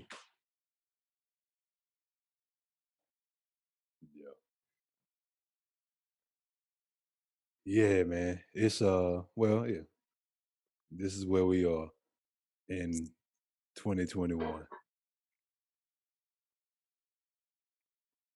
Speaking of where we are in 2021, man, Talk to I me. like to play devil's advocate for a second, man. I want to hear it. Shouts out to the dog Tyler, man, and the I'm Not Here to Argue podcast. Who is it brought to you by? Underdog.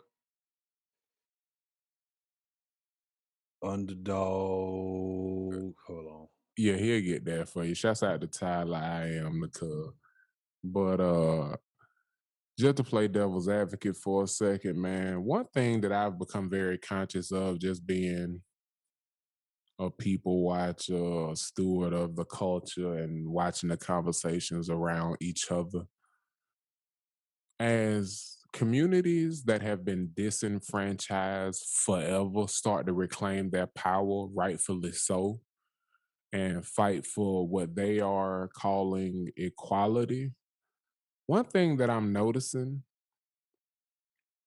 is things that everyone has always dealt with is being eradicated from things that they deal with, but they as a community are perpetrators of it with clear consciences. You feel what I'm saying? Like they'll characterize stuff as bullying. They'll talk about how negatively it affects them. They'll talk about the reverberations of it, like how it affects a person internally, and then turn right around and do it to what they feel is the majority communities. Because the act isn't wrong if it's done to what is the majority. It's only wrong if it's done to a minority or a subsect or a community that is not as well, that has been disenfranchised or disrespected for bullshit reasons. Because there's no reason to disrespect any human being or to convince yourself any human being is less than or doesn't deserve some sort of fucking access to the same rights as you. There's no reason to convince yourself of that. So these communities are lashing out and going for what they are calling equality. But just from a human standpoint, man, I'ma just say this shit unfiltered. As a man, as a black man, as a kid who grew up as a poor ass black man, I'd be damned if you come scream at me about the patriarchy and all the fucking slanted playing field. Cause I'd be damned if you convince me I benefited from this shit. You feel what I'm saying? On some of the stuff I'm educated on, I can respect that. But on a grand scheme, like, yo, like, if you think that melanated people don't experience a pay gap, just like women experience a pay gap, like, it's a reason I work 100% commission jobs and have since I was a kid. Because you gotta pay me based off of my production. You feel what I'm saying? And you're not gonna pay me by the hour, nigga. I'm done when I'm done working. Holla at your ass. Pay me by production. But anyway, said all that to say this, man. Identity deeds. One of the most beautiful things about 2021 and disenfranchised communities taking ownership over their identity, like that's what I call an identity deed. Like, you can't tell women shit about what it means to be a woman. You can't tell people from the LGBTQ community shit about what it means to be LGBTQ. You understand me? You can't tell them shit about whether or not they were born that way, whether it was nature or nurture. They know exactly who they are. There's an ownership. There is a power over that ownership. and they don't accept people speaking on their communities from outside of their community, let alone in a disrespectful way, but on some, I know what your identity looks like and let me tell you about it. It's a whole lot of listening that's supposed to be going on right now. You feel what I'm saying?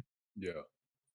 And the reason I talk about identity deeds and having ownership over your identity is as a male who is heterosexual, cisgendered, it is obvious that don't nobody give a fuck about our identity and us having our ownership over our identity.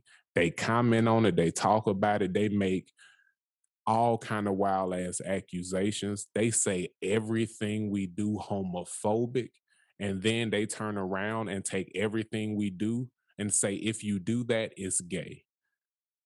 Like I seen some play out with this Salt Bay dude at his restaurant. Well, the dude spoken reasons was excited as shit because he had always wanted to eat at this joint. So he get the blade, he dropped that guy out there, he bite the steak. Big comment, shit go viral. The girl said, if my man did this, I'd get up and leave. Couple of weeks later, Amari Cooper at the restaurant. He refused to bite the meat off of the knife. And a gentleman reposted and says, heterosexual men are so homophobic.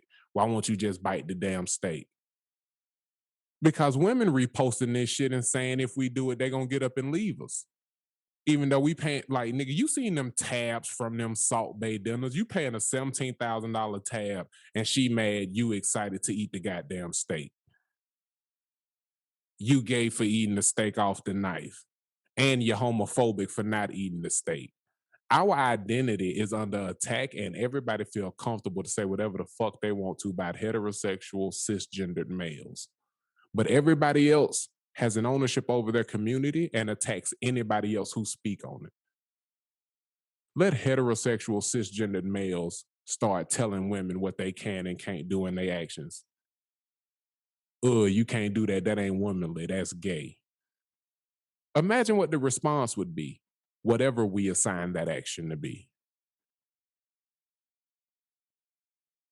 Seriously, bruh. It was a whole thread about all the stuff men do that's gay. People who twerk on each other and rub their genitals on each other, sleep in the same bed, kiss each other, tell us saying bye-bye is gay.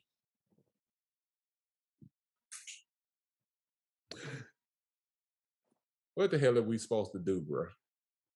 I can't tell my dog bye-bye, but y'all sleeping in the same bed on the road trip. Get the fuck out of here, man. Your thoughts, man.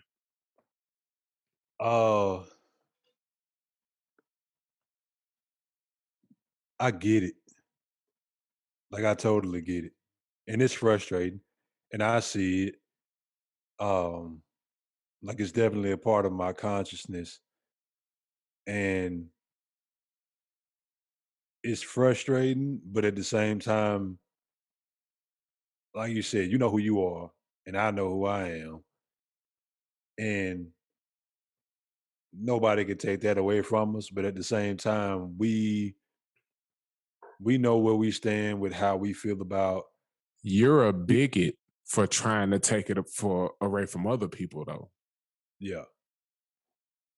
We know how we feel. They're brave for trying to take it away from you, though. Yeah. They attacking the patriarchy. I'm not the goddamn patriarchy. I ain't built or benefited from shit having to do with it. Like, get out of here with that shit, man. Don't attack me. Don't attack me like you breaking down what they built. You feel what I'm saying? Right.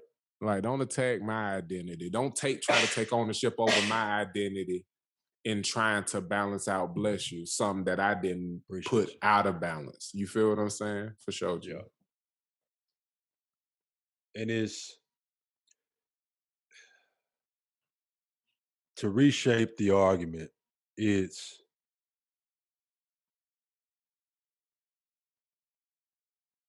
I recently read a book called The 22 Immutable Laws of Marketing. And and I don't know how, I feel like this is a part of this argument, but one of the laws is like the law of the mind, and it's you can't change anybody's mind about you. Like it's a waste of your time to spend your energy working to get somebody, once they made up their mind about you, to change it. But the way you change that person's mind is you have to change the mind of how other people view you. So how the masses view you. So say there's one person that makes up their mind about GSH. If 100 people say GSH is fire, what are you talking about? This is you way out of bounds. That person, they'll think, man, I'm out of pocket. Then I need to revisit this. And so in working to gain our ownership of our identity is simply living that identity. Like we are advocates for the LGBT community. We are advocates for women. We don't prescribe or ascribe anything to those people, to those groups of people that they don't want to ascribe to them. We allow them to be them.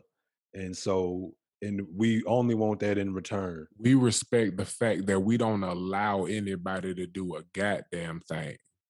It is their right to, and we don't get in their fucking way. Right. We respect the laws of nature. You know what I'm saying? We respect the love. You feel what I'm saying? Right. Whenever there's a conversation on Twitter about how bad a period is for women, that's women's business. Ain't no space for a man to hop in there because you ain't got no period. You don't know what it's like to be us. So you can't. Women don't know what it's like to be a father, but they feel free to speak on what a good one is. How openly can men have a conversation about what a good mother is? Yeah. This what I mean. This what I mean by identity deeds. We don't have ownership over our identity in any way. Once you give birth, you're a great mother. Thank your mother. Thank your mother. Thank your mother. Thank your mother. The moment your partner gives birth, you are 100% fucking open season for critique in every way.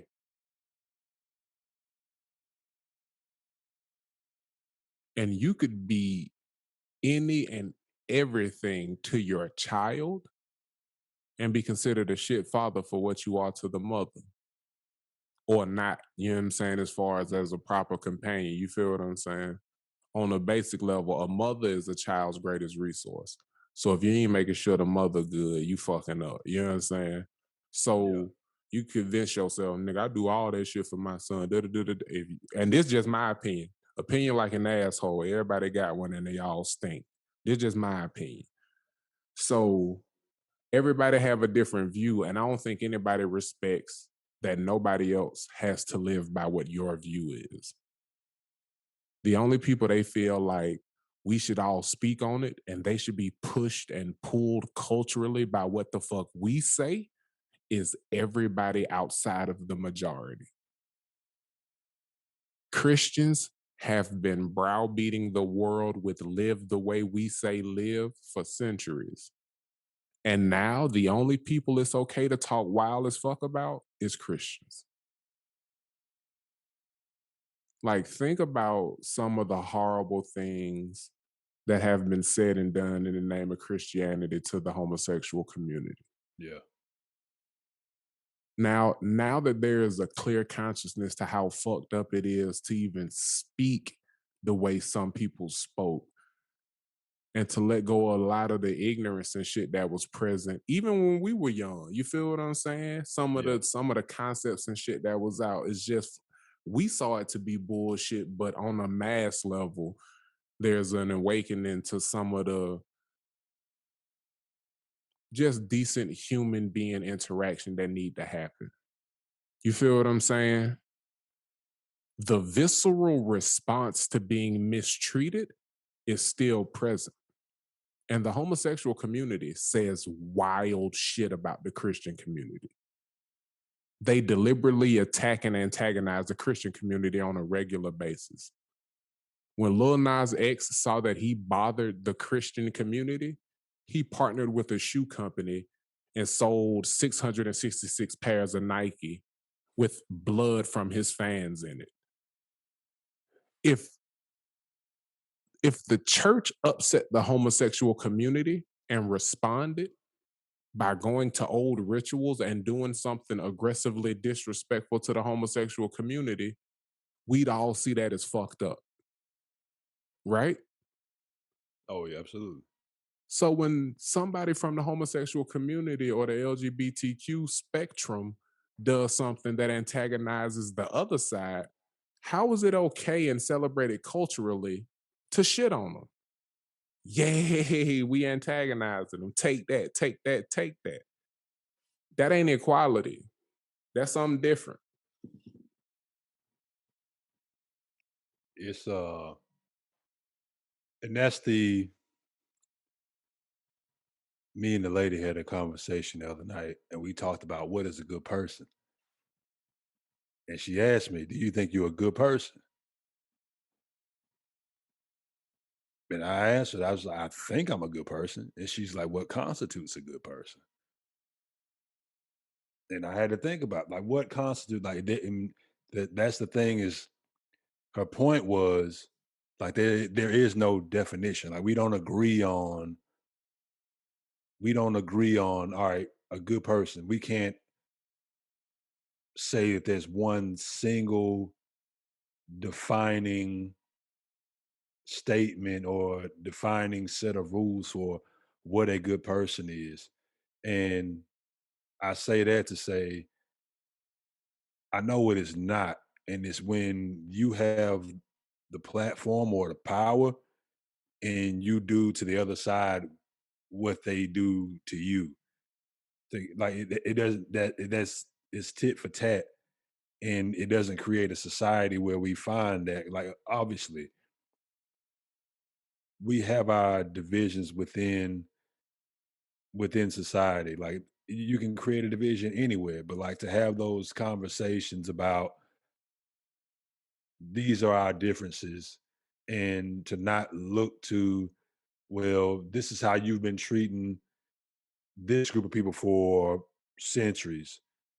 Now that we have a voice or a platform where we can be ourselves, we're going to treat you the same way that you treated us for all those different centuries. Like that's not that's not what constitutes a good person. Like What's good now that for you the have goose is power, good for the gander. Don't lead to balance. it don't lead to balance. Like that's not going to lead us to balance, and that's not going to lead us to a. But in that same breath, I'm like, well, shit. When we talked about Black Panther earlier, it's do you just go to war? Like if one side shows violence toward one side, and then that other side says, well, if I show you peace, do I make progress? So is the answer for that change that folks are looking for that clash in the middle? A great many grown up and intelligent people believe or pretend to believe that behaving in a friendly and accommodating way to our attackers, we will show them that they have nothing to fear from us and so diffuse their wrath. The idea that such behavior would be taken by a ruthless and implacable enemy only as a sign of weakness is as foreign to them as the term honor itself. So for those of us who are not disrespecting the community,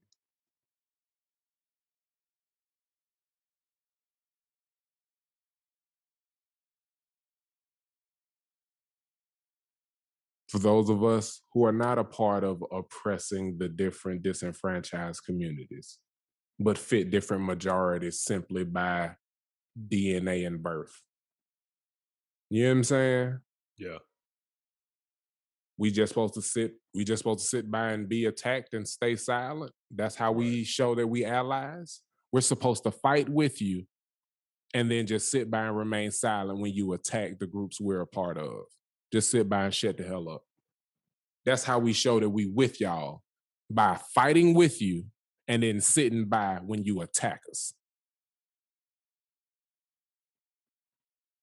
That's a lot to expect of an ally. There are no common interests. We are going to fight for what you are fighting for and let you shit on us. Okay. We'll see how sustainable it is. Yeah.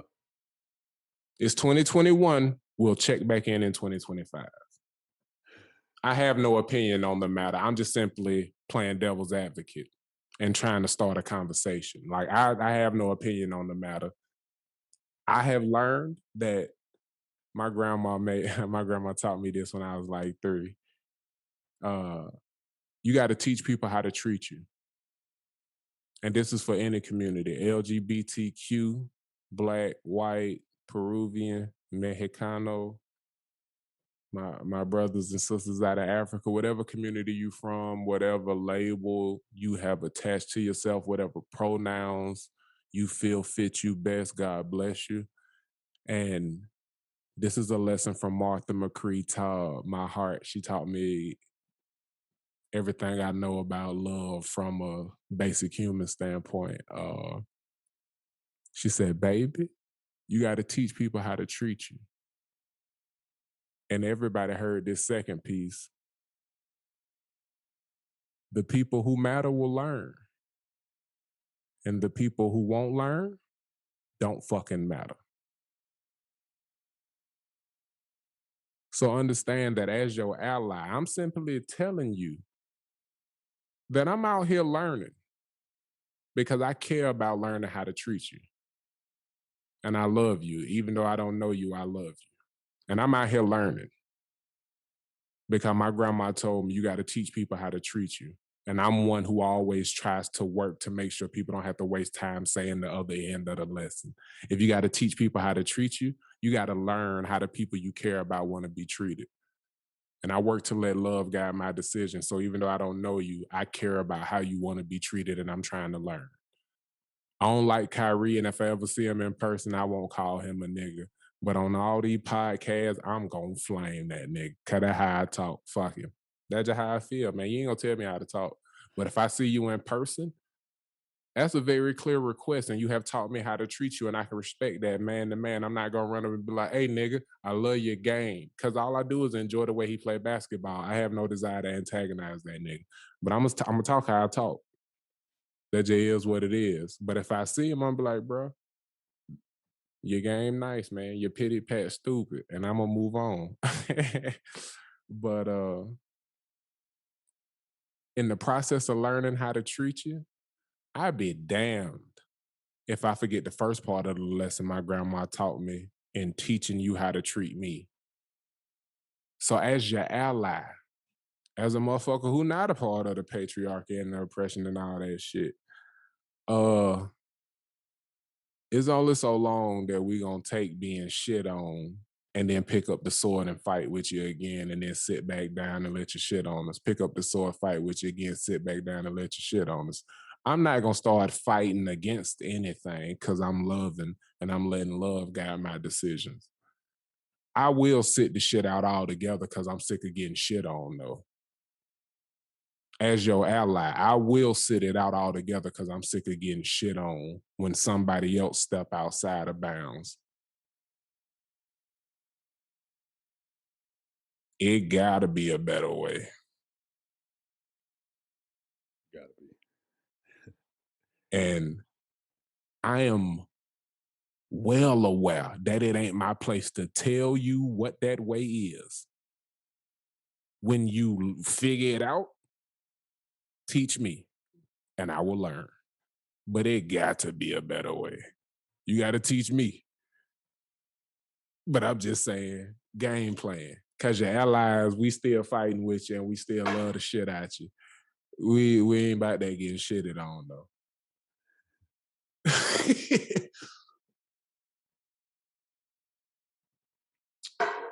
Not to cut you off.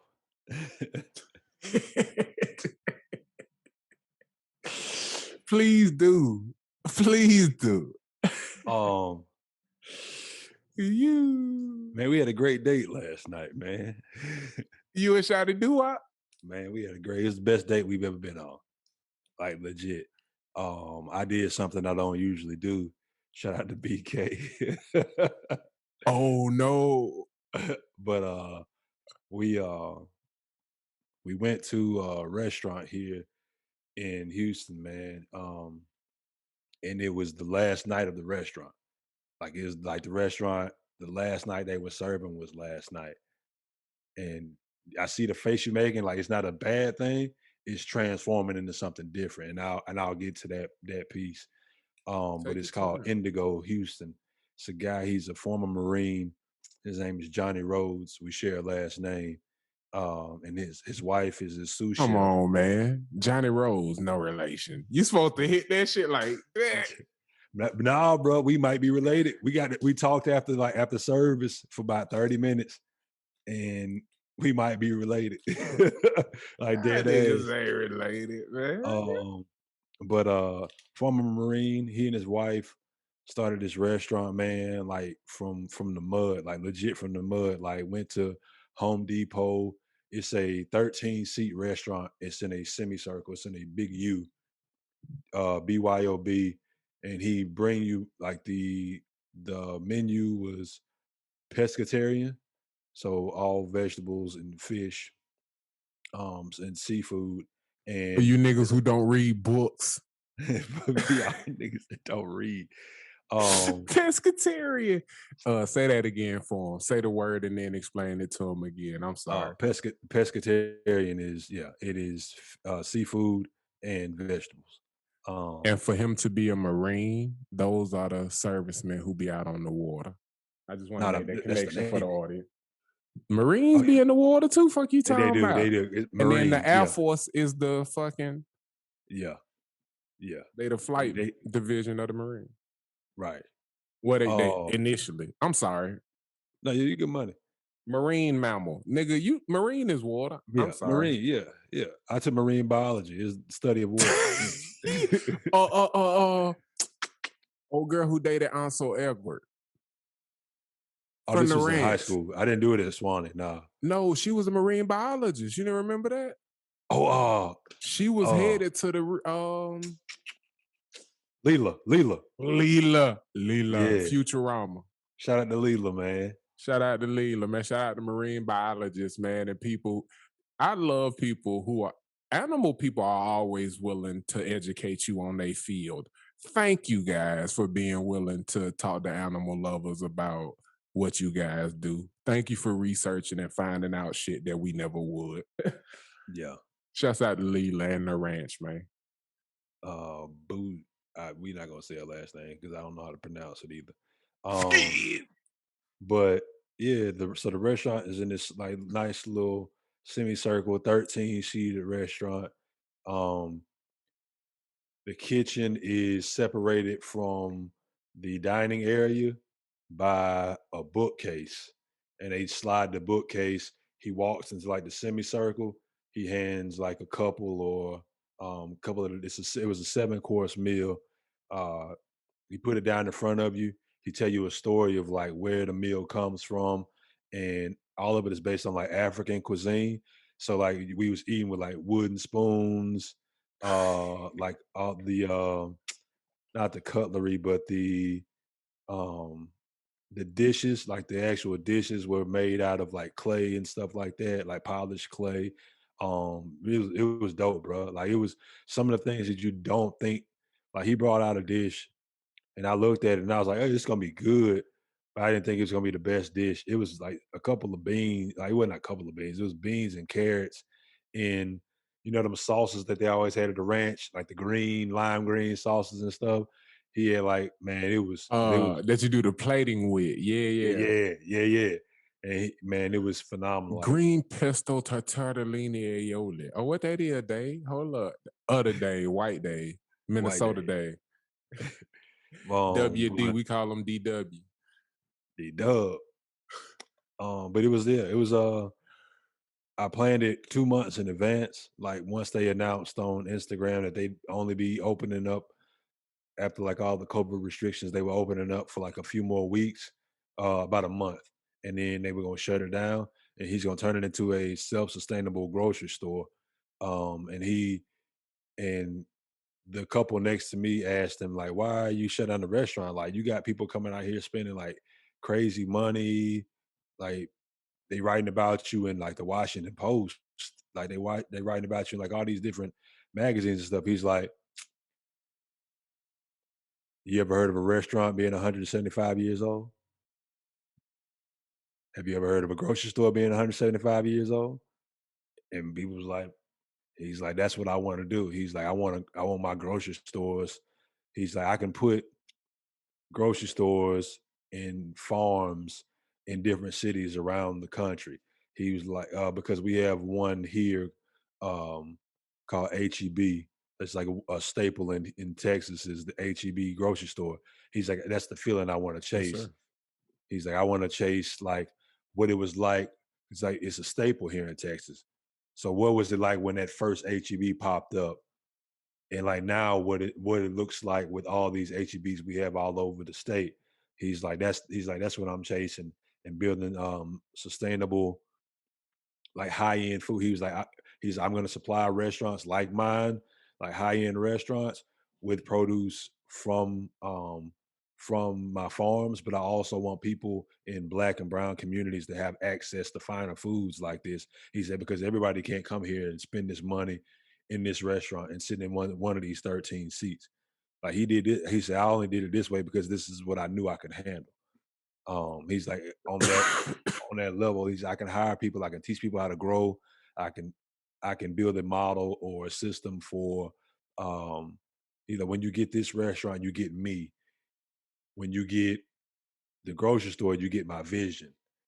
And he's like, I can create systems for that vision, man. So that's what I want to do moving forward, man. So yeah, man, it was very likely the best date me and the lady have ever had, man. And it was a real Do good you know time. how beautiful it is for you to talk to me about a date centered around the completion of a cycle and it being the beginning of something even greater? And for you to be talking about vision, and it's the 5-year anniversary week, and people always ask you, P, where do you see yourself in 5 years? Yeah. Do you understand the thematic fucking, like, was that deliberate or like, did you know you'd get that storied element of it going there? Like, Yeah. was it So I like the knew owner come to the table because he could touch all 13 and like really share that moment? Like, expound on that for me. yeah, I knew it would be that intimate from what I heard from a couple of people who went there. And like when he made it available, I was like, well, when can I go? You know what I mean? And so I chose it last night because it was close to our anniversary. And it would kick off our anniversary week. But I knew it was that completion. And we were the only two people there who hadn't been there before. Like he had one guy who'd been there 9 or 10 times. He had the couple next to us to our right had been there 4 or 5 times. The couple to my left had been there 6 times.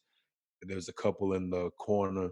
They had been there 4 times. And then there was like one of his really close friends who'd been there 4 times. And so, and Do like you one of the know he's guys, going to tell stories about y'all? right? We took a picture, like we took a video, like we were part like, Y'all first time on his last night? You know how and probably nobody, special that was to give that to y'all for the first time, the last time? right? It was dope, You bro. literally right now immortalizing that moment because of how much it impacted you. Like damn, bruh. Yeah, man. That's really cool, man. Yeah, it was dope, man. I don't think we could have she said that was enough, like for the anniversary. Like we ain't even got to do nothing on our actual anniversary. She said that was enough. She probably said that because because of what the bill said when it came out. But but yeah, I got to chop it up with it, man. I'm gonna end up volunteering out there on the farm like we did with Haleen and the A. So we exchanged numbers. I got to drink 120-year-old Japanese scotch last night. Drank a couple of different Japanese whiskeys. 12-year-old single malt. Yeah, bro. It was dope. It was dope. You sampled all that at the restaurant, or you done bought all these bottles to get litty the rest of the week? No, bro. It was a dude that was at the restaurant last night. I don't meet no strangers, man. I got to chopping it up with a cat who was sitting next to me. He brought a friend out for her birthday, and they legit had 8 bottles of alcohol, and he made sure I tasted all them joints. Damn. He was just giving me the story. I might have drank a good $150 in like. And he was giving me like a shot. I was like, just give me a shot of each because I got to drive home. And they bring you like a water decanter. So I probably drank a gallon of water last night just to diffuse it all. But it was yeah, man, it was a dope night. It was a date that lasted from That 7:30. nigga lying. You probably drunk 2 cups. Nah, I had a lot of water. It was a lot of water. We got there at 7:00. We didn't end up leaving until almost midnight. Like we was there. That's a dinner there, boy. 7 courses. Yeah, 5 hours, good liquor. We gotta was sober up to drive, you know what I'm saying? right. That be them good spots though, you know what I'm saying? That welcome you in like that, don't rush you out. That shit dope. Man. It made me feel crazy not knowing what I definitely don't feel like we could transition into the end of the show right here. So is it okay if I give you some headlines? Let's do it. All right, I got a few random ones, so I'm gonna find some good ones because I don't really know exactly.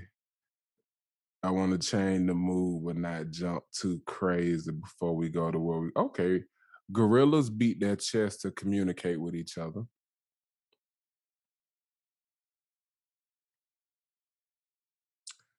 Georgia is updating Jim Crow laws now. He's Dr. James Crow. I don't even know what that means, but that's the headline. Yeah. Catch your headline. All right. Minnesota officer shouted taser but fired gun instead, fatally shooting a man at a traffic stop.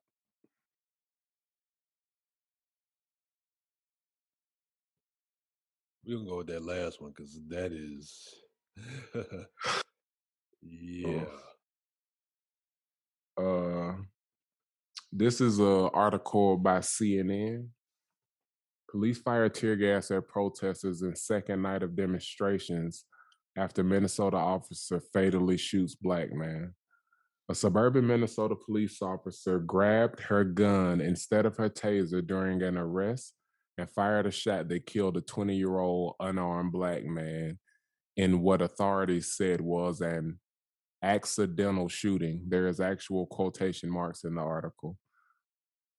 The details and body-worn camera footage were released Monday by police in Brooklyn Center, Minnesota, providing an account of what happened as officers tried to detain Dante Wright on Sunday following a traffic stop, but ended up shooting him.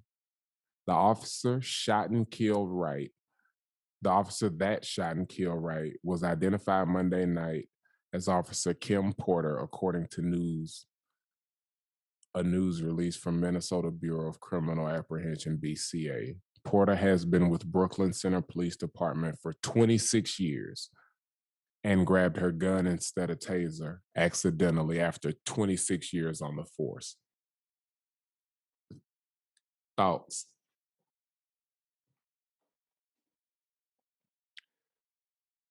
Accidentally. I've owned a gun now for not long, not 26 years, but not long. I've held tasers in my hand probably 3 or 4 times. I guarantee you I can tell the weight of a taser and the gun in my hand. They're not the same. They are not the same. So you ain't never Also- pistol whipped your pancakes, picking, oh, I thought I had a spatula. I thought I had you're right. Okay. Right. And I know they're gonna give that it was the heat of the moment. Why at a traffic stop?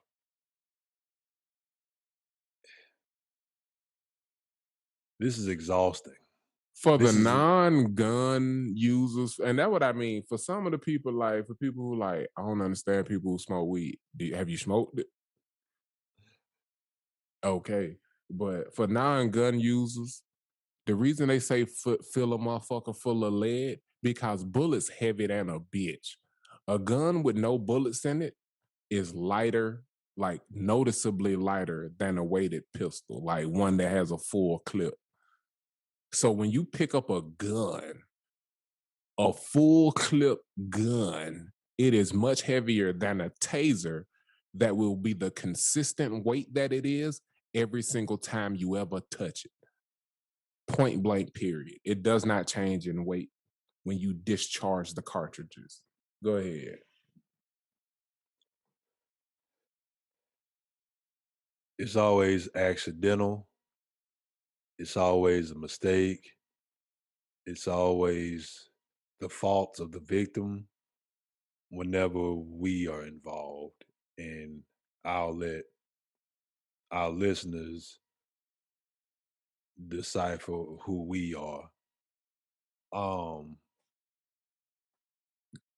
Just so you know, when I'm talking to you about protagonist theory, you got to understand that from an educational standpoint, they taught you reading comprehension.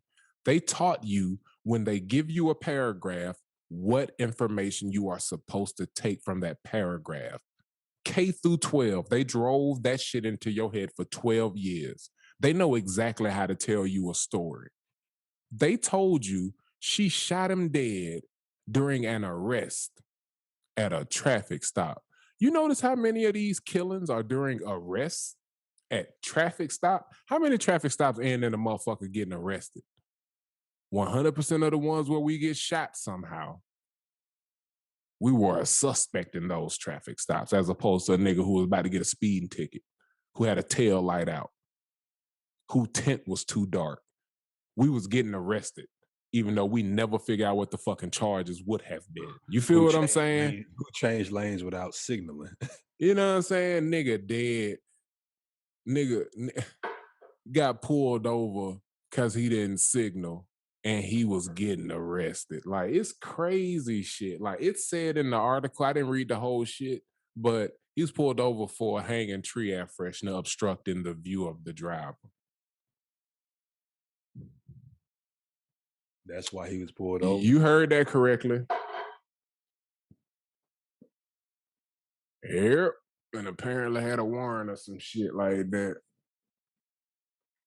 You can hear the woman in the video audibly yell, "Don't run." He tried to run, but he was clearly unarmed. And she yelled taser to let the other officers know, don't touch him because he will be electrified. And if you touching him, he gonna shock the shit out you. That's why you yell taser to other officers. And when they cleared out, you also don't shoot a taser multiple times. You shoot the shit one time and you adjust the voltage once they are subdued. Right. And then you disconnect it once you can put the cuffs on their ass. For the people who ain't familiar with tasers, you don't shoot the shit multiple times. The fuck? Accidentally. On purpose, you can't shoot a goddamn taser multiple times. If you try to, it won't discharge. You have to press the fucking clip that drop them out to fire again. But yeah, man, I'm sorry to get hype on the description of the shit, but that should be, I have to read I have to read the article because I can't watch any more of the videos. The last thing I'll say on this issue, and I'll toss it to you for what your thoughts are, is my mama was born during and grew up during the Jim Crow time, bro.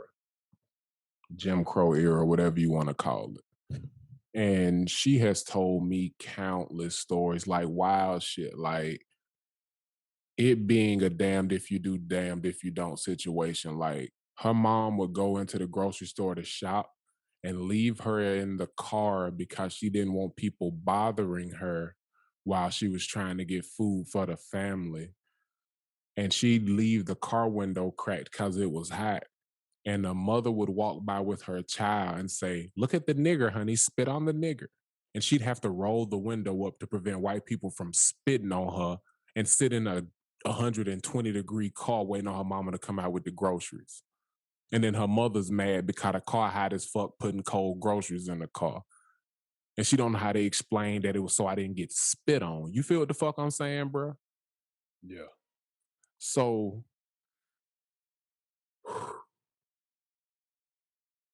that shit, bro, that shit just got me hyped, bro. I forgot where I was going. That shit got me mad talking about this shit, bro.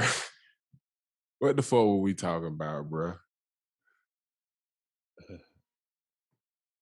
Oh, okay.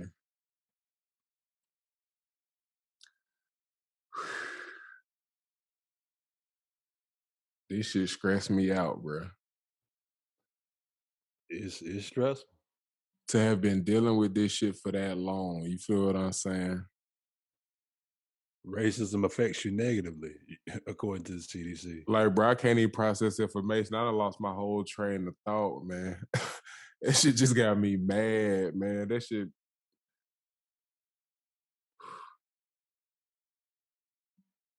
Take the mic for a second, bro. I gotta collect myself to remember where I was going. No, it's and I'm not a person who I wouldn't consider myself articulate on a lot of subjects. I wouldn't consider myself an intellectual or a learned mind when it comes to race matters outside of or interactions with the police. We won't even call it race matters. We'll just call it interactions with law enforcement and how they go. I just know what my experience has been. And I remember where I was going. I'm sorry. Do you think? The reason I referenced that time, bro, is because part of why she couldn't take her child into the grocery store is because people would take your child in broad daylight and there was nothing you could do about it. Because when you reported the kidnapping to the police, that child never ended up on a milk cart. You understand me? Especially when you describe what happened because they know who took your child. So there were reasons why you couldn't take your child into the grocery store, even beyond the stuff that she experienced in the parking lot that she was trying to protect her from in the store. You understand me? So my family has lost people to lynchings, and I'm gonna just leave it at that. So when I say I physically get sick to my stomach when I hear about another one of these things happening, because I know there's another lynching.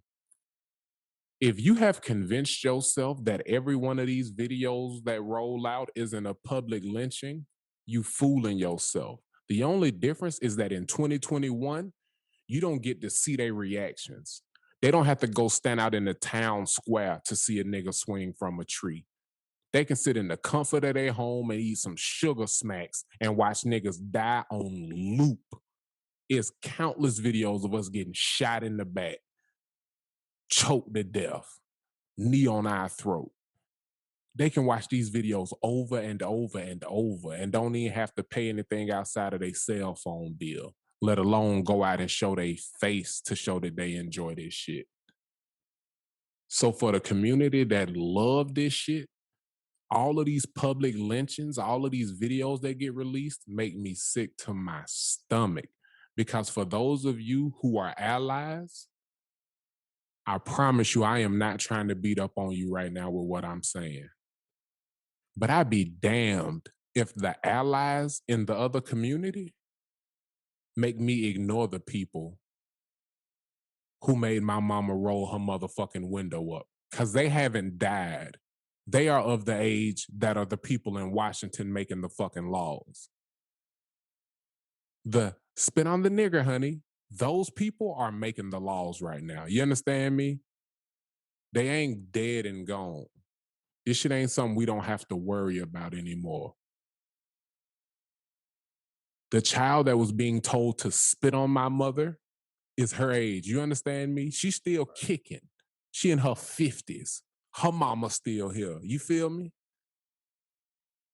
That's why when you see these videos of these doctors and shit with these people who are in hospice care saying crazy wild shit to them with this "I will always love you" music behind it, I look at that shit totally motherfucking different because of what they fucking youth look like. I'd be damned if you talk about how I ain't gonna read the honor quote again. Fuck it. We said threes. This is the third time I'm gonna go to it. I'm gonna read this honor quote one last time, bruh. Honor. Honor. A great many have grown up, and intelligent people believe or pretend to believe that by behaving in a friendly and accommodating way to our attackers, we will show them that they have nothing to fear from us and diffuse their wrath. The idea that such behavior would be taken by a ruthless and implacable enemy only as a sign of weakness is as foreign to them as the concept of honor itself. It ain't no honor in this shit, bruh. And to bring things full circle, to watch the full videos and these body cameras that come out, you oftentimes see professionals who are on duty, who are trained in crisis situations, whose literal job it is to diffuse high danger situations. It is their job to diffuse them. That is what the training entails. Hostage situation, get the hostages free. Bank robber, stop the robbery. Murder about to happen, stop the shooter. You feel that? Whatever, like, bring it to something simple. Motherfucker speeding, pull him over, give him a ticket and a deterrent to speeding again. Catch speeder again, give him a higher fine that may be better incentive, catch him a third time, put enough points on his license to take it away to keep everybody else safe. Their literal job in every facet is to diffuse high danger situations. In a lot of these videos, you see the cop, the motherfucker at work, escalating the situation at every turn, and the citizen called upon at every turn to be a victim and to relinquish all of his rights and all of his motherfucking normal human instincts, be pepper sprayed, be beaten, be strangled and manhandled, or he will be murdered. So you see a lot of these lynchings. I'm gonna stop calling them police killings. You see a lot of these lynchings, and the build up to this person's death is them screaming, "Please stop. Please let me go. Please, I can't breathe." You see them relinquishing their right to fight their natural human instinct because they know if they fight in the slightest, it'll be justified when they're killed. So to watch these lynchings, to read the descriptions of these lynchings, and to see them result in their murder anyway, disgusts me, bro. That's that don't fight shit. That's why I kept reading that motherfucking quote today, bro. Because I knew where we was going with the GST to give me some timeline. You feel what I'm saying? Yeah. Yeah. And to camelback on that point, we know how this always, like, this person will be acquitted of any wrongdoing. If he is And it's even going to result in called to them court. asking. If he's even Say again? indicted, even if the grand jury decides to if they indict even him. indicted. Right. Even if they indicted. Well, we know what we can't allow to happen is these officers need more training. And all more training means is we gonna give them more money. We gonna give them more tools for them to keep perpetuating this cycle. Because it doesn't end when they're more trained like these. They are the most well trained, like the United States law enforcement, the United States military are the most well trained in the world. Can I tell They you are the most something, well P? trained in the world, and they are trained. They're doing what they are trained to do. I read an article that was an offshoot of this preparing for the show. The reason tasers aren't predominantly used and guns taken away altogether is because the training is way more expensive, and so is the equipment. Think about what we pay. Imagine what they pay for pistols buying in bulk versus what they pay for tasers, the replacements, extra cartridges, if it's all they use. I got a partner who a trucker, and he told me point blank period. I had a nigga who drive trains tell me this too. They are trained in accident situations. If there's a car on the tracks, or if you're in an 18-wheeler and you get in a wreck, Don't it is stop. better to kill the other person in the accident because it is going to cost less to the company and the insurance and the deductible and the payout if you kill that person than if they survive and you have to pay them a settlement. They train drivers and truck drivers. It is better to kill them than to injure them. So what you think they train the police officers for when the camera's not rolling? Like some of this shit may not be like niggas, sometimes people be like, I did exactly what I was trained to do. And people be like, don't you see how that's worse? And then the agency will come out and say, that ain't what we trained them to do. Well, what did y'all train them to do? You never get an answer.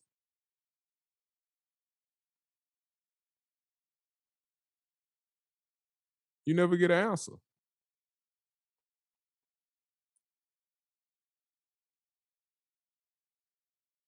Yeah.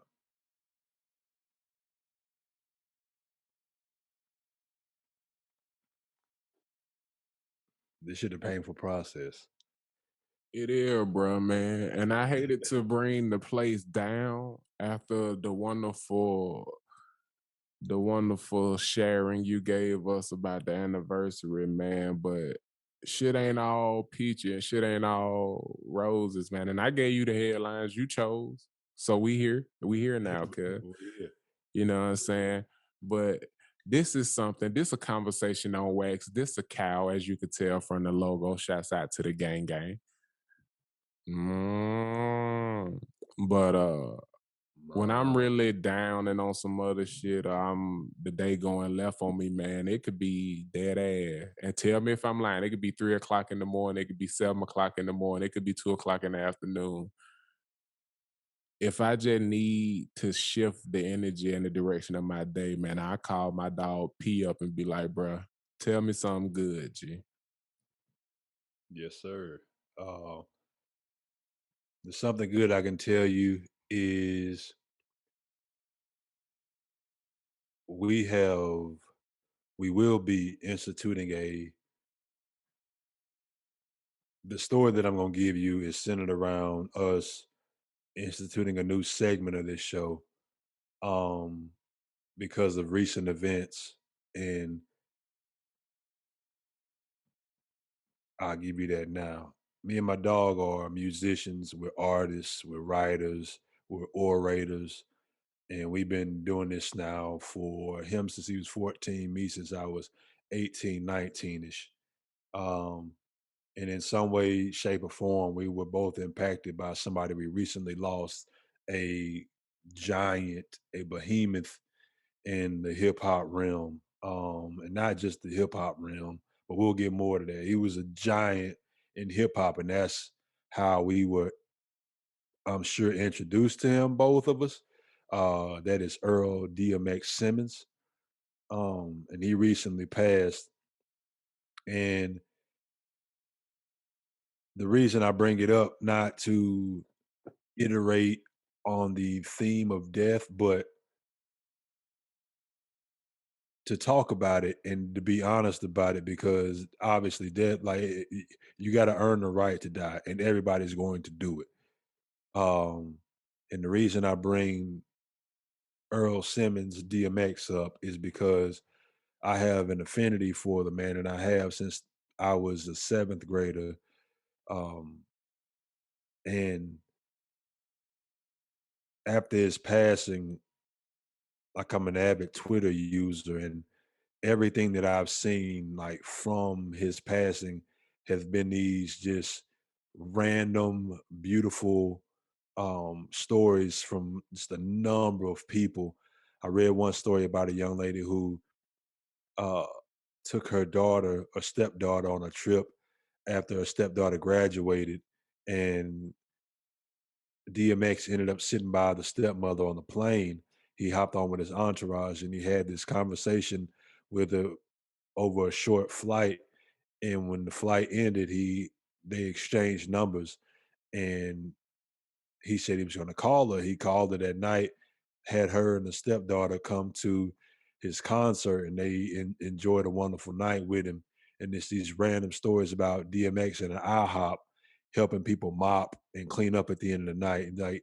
And he embodies the type of life that I would love to live.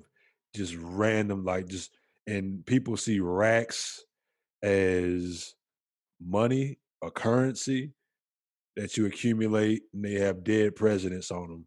Racks for me are completely different.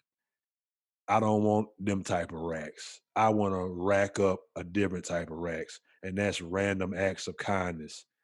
And that is what that nigga DMX has always been about. Because no story about that man was that he sought to hurt anybody. He suffered from addiction. Sure, he was a whole fucking person. He was a whole human being. And the beautiful thing about him is that everybody that came in contact with him, he gave something to them that they were able to take away. Like, I feel like I'm one of half a dozen people in the world that don't have a story about DMX to where I actually met him, actually got a picture with him, actually got to interact with him. And he's such a huge inspiration. Like, we've lost people in the past, and they haven't been as much. Like, he's my favorite New York rapper. There will never be there will never be a number one New York rapper in my book that exceeds his impact. And everybody's ranking is completely different, but DMX is number one and will forever be the number one New York rapper in my book. And To it's not speak to because some you just said about his impact on all of the people he met, I was reading some that was talking about our similar to talking about the identity thing and how we see ourselves. You have to have a genuine ownership over who you are, because you're literally thousands of different people. Everyone you ever met has an impression of you and has an image of who you are. If you were walking down the street and you saw a woman cross the street, you're that scary guy that she saw on the walk home that night. If she never sees you again, that's all you ever exist as in her life. And we all have the power to shape the universe and create it around us. So people's perception is powerful. And as an individual who struggled with addiction, in his moments of health, there were fewer people who took ownership over that power the way DMX did. That's why that many stories exist. You feel what I'm saying? So for you to be the person you are, it doesn't surprise me at all for you to talk to me about racks the way you did. You on your way, bro. God. Think about being thousands of different people and how you affect the people around you. Think about being thousands of different P's, thousands of different Fred Rhodes. You on your way. And I hit up my dog C.O.W, Decatur Boy Music, during this celebration of life of somebody that we both admire. And I hit him with an idea. And whenever I hit him up with an idea, he always nurtures my ideas. He pours water on them. He gets them into the correct amount of sunlight, and they grow from there. And I told him how much I dislike how we only get these DMX stories in a flood, because now he's no longer with us. And so from now on, we're gonna start doing this shit like New Orleans, man. Because the show is Give Me Some Headlines, we give me some timeline, give me some second line from now on. And we just gonna pick, and this is my dog gave me this. He's like, we gonna pick somebody and we just gonna flood their ass with love because of what they put into the world and how much love they put into the world, and the racks that they built up, not just in our lives but in others' lives, and hopefully that catches on. And as we pouring out this love, other people will start seeing. Like I recently saw a video of somebody who's from New Orleans saying, "Man, I gotta die here because this is how we do." And it was somebody who passed away and they celebrated their life. But while you living, go ahead. Check your mic cord. You clipping, and I don't want them to miss what you're saying right now. You distorting when you talking. Can you hear me better? It's still clipping. Let's see. Maybe it's my headphones. Keep going. I'm sorry. No, We'll dub it over if we need to. I'll send it to you. That's a bit. Yeah, I saw this person on, I forget what platform it was, but he said, I gotta die in New Orleans because of how we treat people whenever they pass away. It's a celebration of life. Well, while you living, we need to celebrate people like they living. And so for those people who James Baldwin said, the world is truly held together by the love and the passion of a few. We gonna find them few, man, and we gonna make sure they understand how important they are to keeping this shit the fucking together. So the good thing is, DMX, man, we appreciate you for everything that you put into this world, everything that you inspired, everything that you will inspire, the man that you were, the energy that you gave, the humanity that you live with, the honesty that you live with, the integrity that you provided every time you stepped into an arena and you had an interaction with somebody, man. Like, it won't be forgotten. And because we still here, I really want to be somebody that extends who you were in my own way. So that's something good, man. Is And DMX. I pray with the same bravery that he walked into the darkness and carried the moniker as the Dark Man,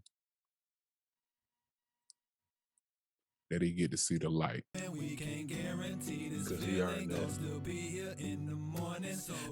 He earned that. So this has been season 1, episode 4 of Give Me Some Headlines, man. You got any thoughts to lead us out? Hey, man.